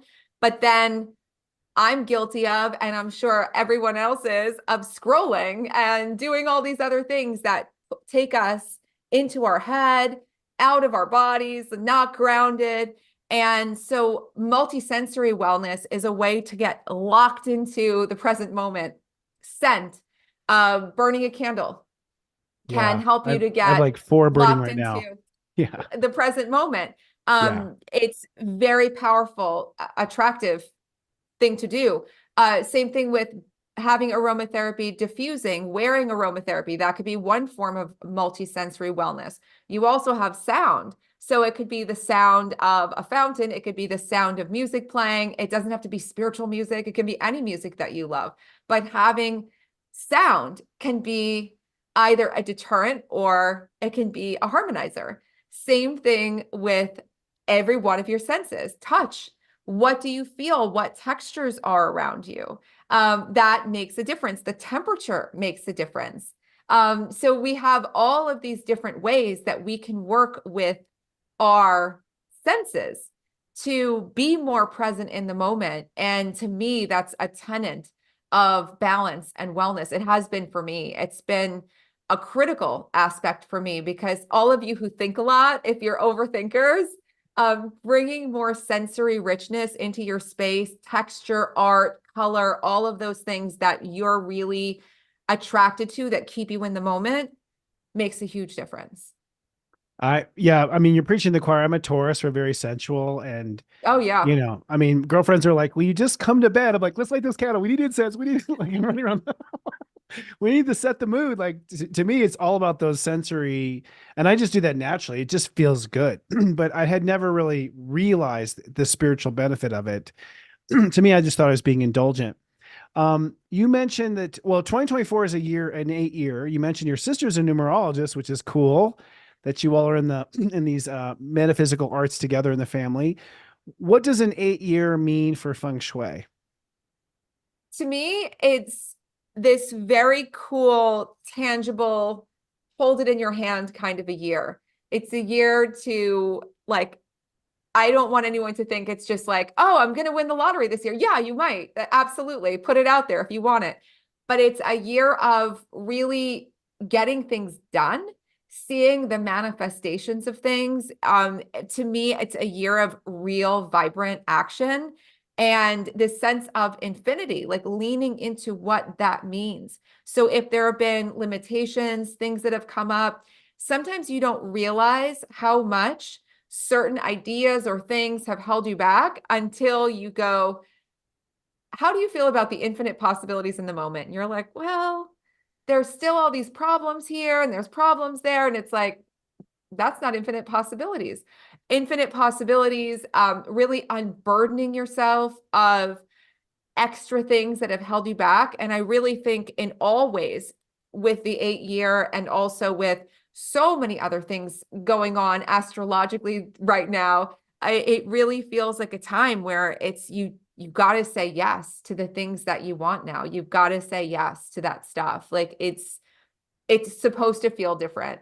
And I told a story today and I'll just say it very briefly. I had a friend who had a huge problem. And the only way out of this problem was either to have a lot of money or an immense amount of time. There was no way out of it. It was like a lot of money or an incredible amount of time. So he just thought he was going to have this problem for the rest of his life. And this is years and years and years. And then all of a sudden, the resources came to solve the problem. And so he doesn't Wow. have the problem anymore suddenly. And he called me and he was like, I was elated for like 5 days and now I feel weird. I'm used to having this problem. And it made me really stop and think of how comfortable and how usual and how comforting it can be to hold on to certain limitations, to hold Mhm. on to, let's wait a little bit longer. And so my feeling is the time is now, like everything levels up. The time is now. You get to choose. And why not choose to just make your whole life more exciting and beautiful and fulfilling and rewarding and balanced and amazing? I agree completely. Our teachings are completely parallel. Just so you Wow. know, yeah, completely parallel. And I do feel also too. I mean, 8 is time, so it's Saturn, it's time. So 8 is definitely it's the time. But also, I feel like if you're really worried about the world, the best thing you can do is go and thrive right now. Like the best thing you can do for the world is bring beauty and art and romance to your daily life and raise the vibration through your own joy and your own experience. And that's the best vote you can do. other than, scrolling on Twitter. So I love it. I love they use numerology into your work. So let's talk about your work more specifically for people.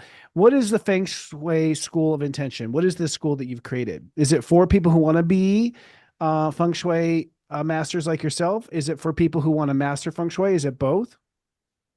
It is for people who, I'd say 35% of the people want to level up their lives. You're your first client. You learn all of this work from the very beginning all the way through to even a business training. We go through every single aspect of the work and live it together. It's not, again, a school of data. It's a school of living that intention. And you learn Feng Shui on a comprehensive level, and you become really confident in using it because you're using it for yourself. So about 35% of people, I'd say, that's my rough estimate from what I've figured out, have joined for their personal growth. Many of those people have gone on to do it professionally, even as a side gig or a passion project here and there.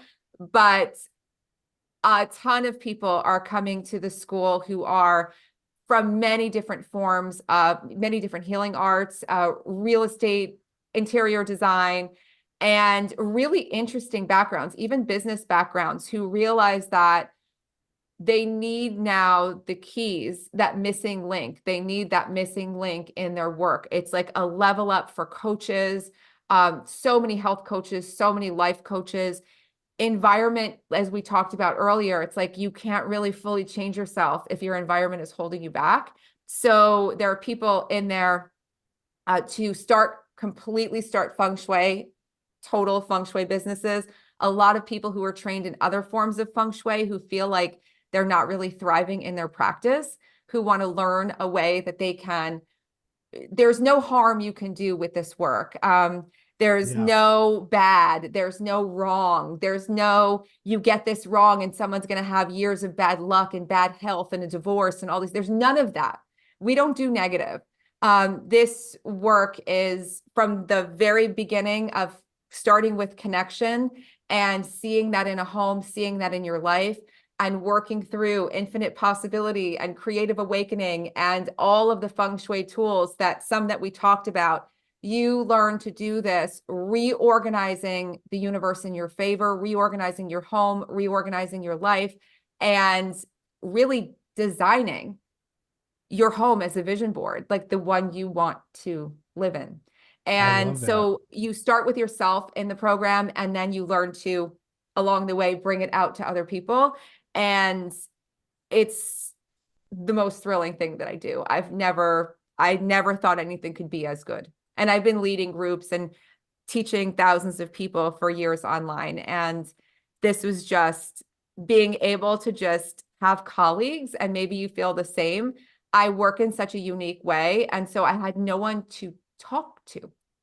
And now I have this huge group of people all around the world to talk to and to get feedback from and to learn from as well. And so I feel like it's been the ultimate synergy. And the school it's a phenomenal experience. It's like a 6-month deep dive, phenomenal experience. I love it. And it sounds like, I mean, you're right. It would make such a great component to interior design, to bankers, to astrologers, to numerologists. Like it plugs and play into every facet of life, even gardening, for instance. I can just see it apply to so many things and add like a super energetic superpower to your, whatever your career happens to be. I personally want to know, just because I would love to integrate it with astrology and at some point add that on to my readings to give suggestions and try to find where the two connect. That'd be fascinating. You also have a 30-day negativity detox on your website. What is a 30-day negativity detox, and what are the benefits and side effects?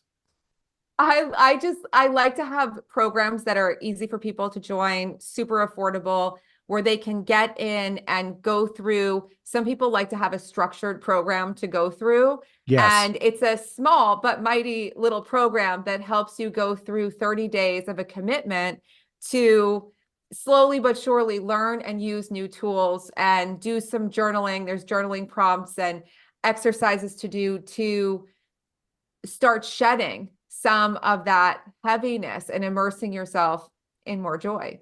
And so I love all of those types of programs. Some people will watch YouTubes and they'll gain all these benefits. And I'm like, yes, that's amazing. I want people to have ways that they can very easily make decisive shifts in their life. That's a big part of why I love having online programs like that. I love it too. And I love that you have low hanging fruit for people to sort of try out in a, affordable way. That particular course is very affordable, by the way, folks. And I love that the negativity detox to me seems like a good fundament, because sometimes you don't even realize where you're being negative. You don't realize you're choking the life out of your own self. And to have something just sort of empirical to look at, I think that's a brilliant idea. I think I just want to applaud you on that. That's a brilliant idea. So Feng Shui seems like as daunting and as large as astrology. What are the first three steps a person should take to go down that path? Including what you offer. Tell us in your offerings, what should a novice do? If you want to get started, just watch. You could watch a few YouTube videos. You can head to my channel, watch a few videos, and take one idea, two ideas, anything that strikes you, and try it. And that's the best way to begin anything. Try it, see how it feels. You can download, I have ebooks if you don't want to sort through material. There's also a podcast. I'm a crazy content creator. So there's content literally everywhere. And like I said, it's like in my DNA.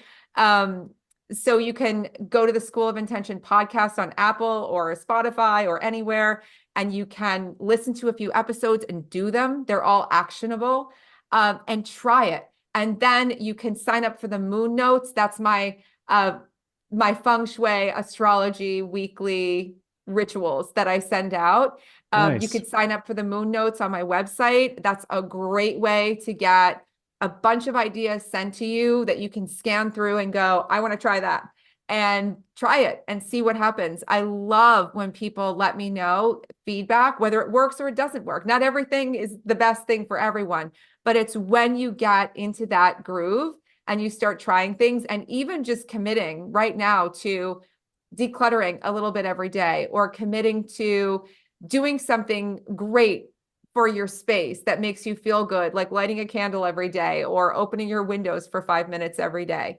Those little things are the best way to start, and that can snowball. And then you can join in the school, or you can come into any of the programs throughout the year.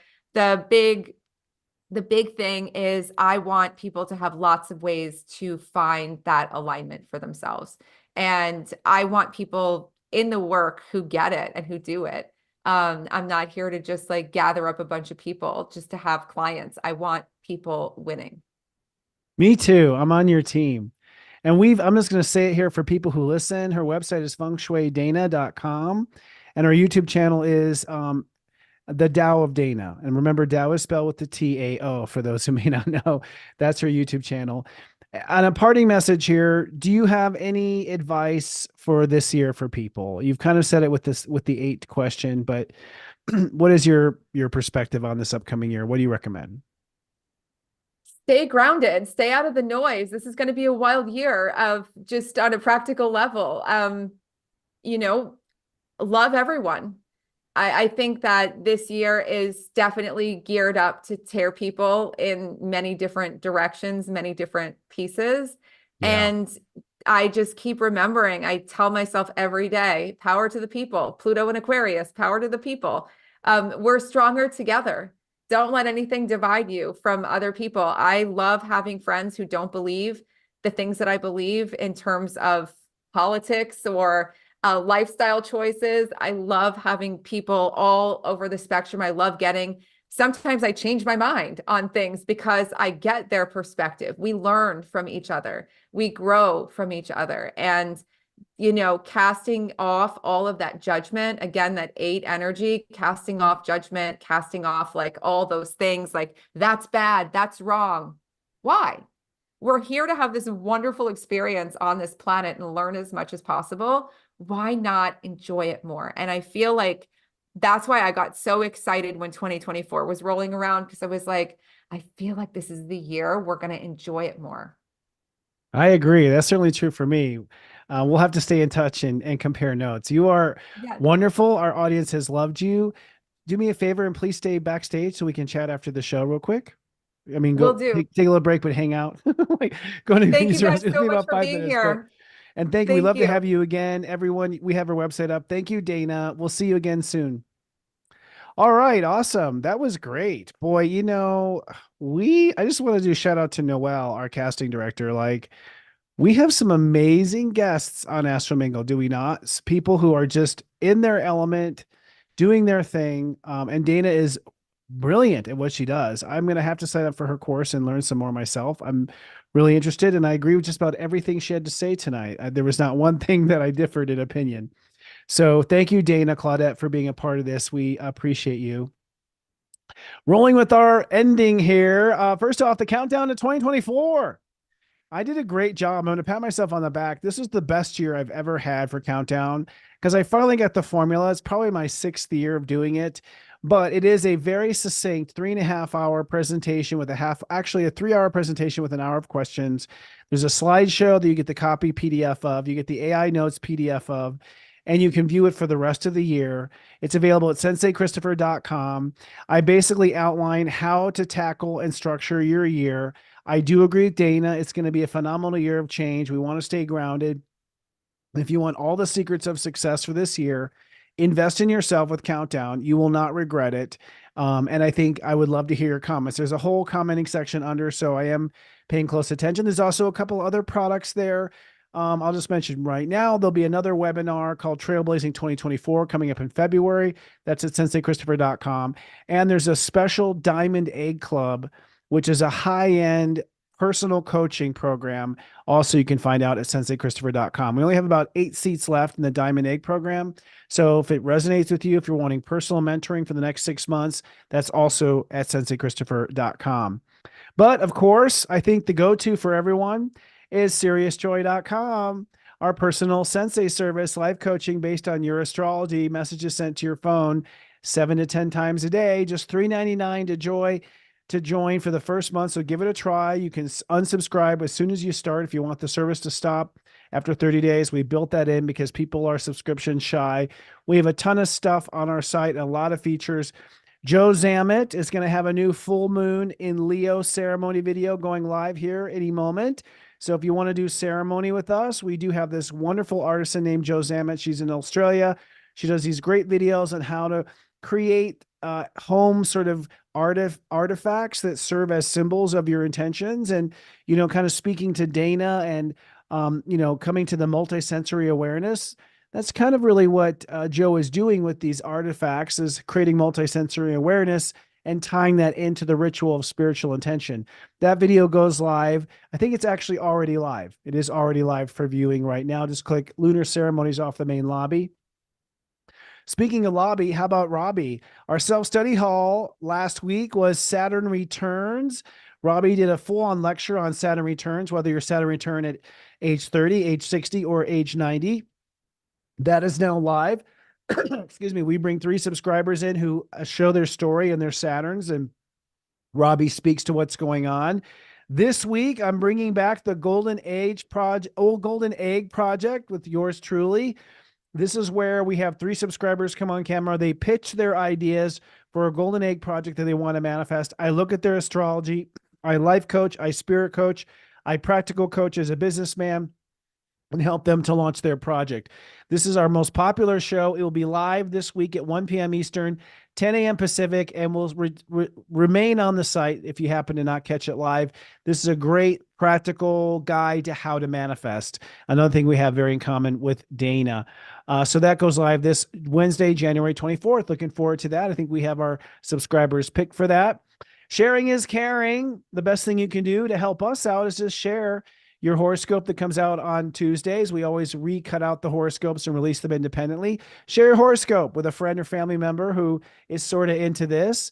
And that's the best thing you can do for us, is just to spread the word, especially now in the noise of our present. We do accept donations at paypal.me/Sensei Christopher. Some people do like to donate. We humbly accept it. I didn't used to, but now I'm staying open to all flow. Again, quoting Dana. We have a Facebook group called SeriousJoy.club, and it is at SeriousJoy.club. This Facebook group is really where our community comes together. I actually post all my personal life in there, all the jokes I want to share. People share goofy stuff. I do it in the club. So it's where I hang out. It's where all my friends are. And I'd love for you to be a part of it too. Come on down to seriousjoy.club. Be sure to answer the questions because we are always looking for bots and weeding out bots. We also have human design study groups there. We have inspiring architecture. We have live readings and more. It's a really fabulous club. It's totally free. Come on down and be a part of it. If you want to follow us on social media, you can just go to seriousjoy.social. And you'll see our link tree to everything, including getting on our email list as well. We send out an email once a week that just highlights the show, gives you a quick link to your horoscope. So if you want to go back to your Aquarius horoscope or your Taurus horoscope, it's all in that email marketing. We don't actually do a lot of email marketing, just one email a week that summarizes the guests on our show, links to their freebies. Dana has a freebie that we'll send the link out in that email. So come on down to seriousjoy.social, put your name on the email list at minimum so we can get in touch with you, especially if shift hits the fan. And as always, we are available for those who want to listen instead of watch. We are on a podcast format, audio only, on Stitcher, on Spotify, and Apple Podcasts. All right, friends, I want to say special thanks to our producer, Noel Way, our director, Sarah Lyman. Thanks to my teaching staff, Robbie Hunt, Kristen Ryder, Devin Doer, Joe Zamet, and Heather Exposito. And a very special thanks to our super friends, those who come into the super chat every week. They hold space. They tell people to please subscribe and hit the like button. We see you and we appreciate you. Lori Ship, Nikki Anderson, Libran Lauren, Experimental Elemental, Erica with a K, Michelle Camper, Michelle Bell, Kat Ryder, my soul brother, Daryl Blankenship, Margot Malia, Neptune Girl, and the amazing Ziggy, the Aquarius.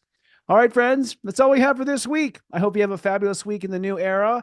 I'll be back next week when we're in a new frequency altogether. Can't wait to fly high with you. Until then, I love you. Live, love, be.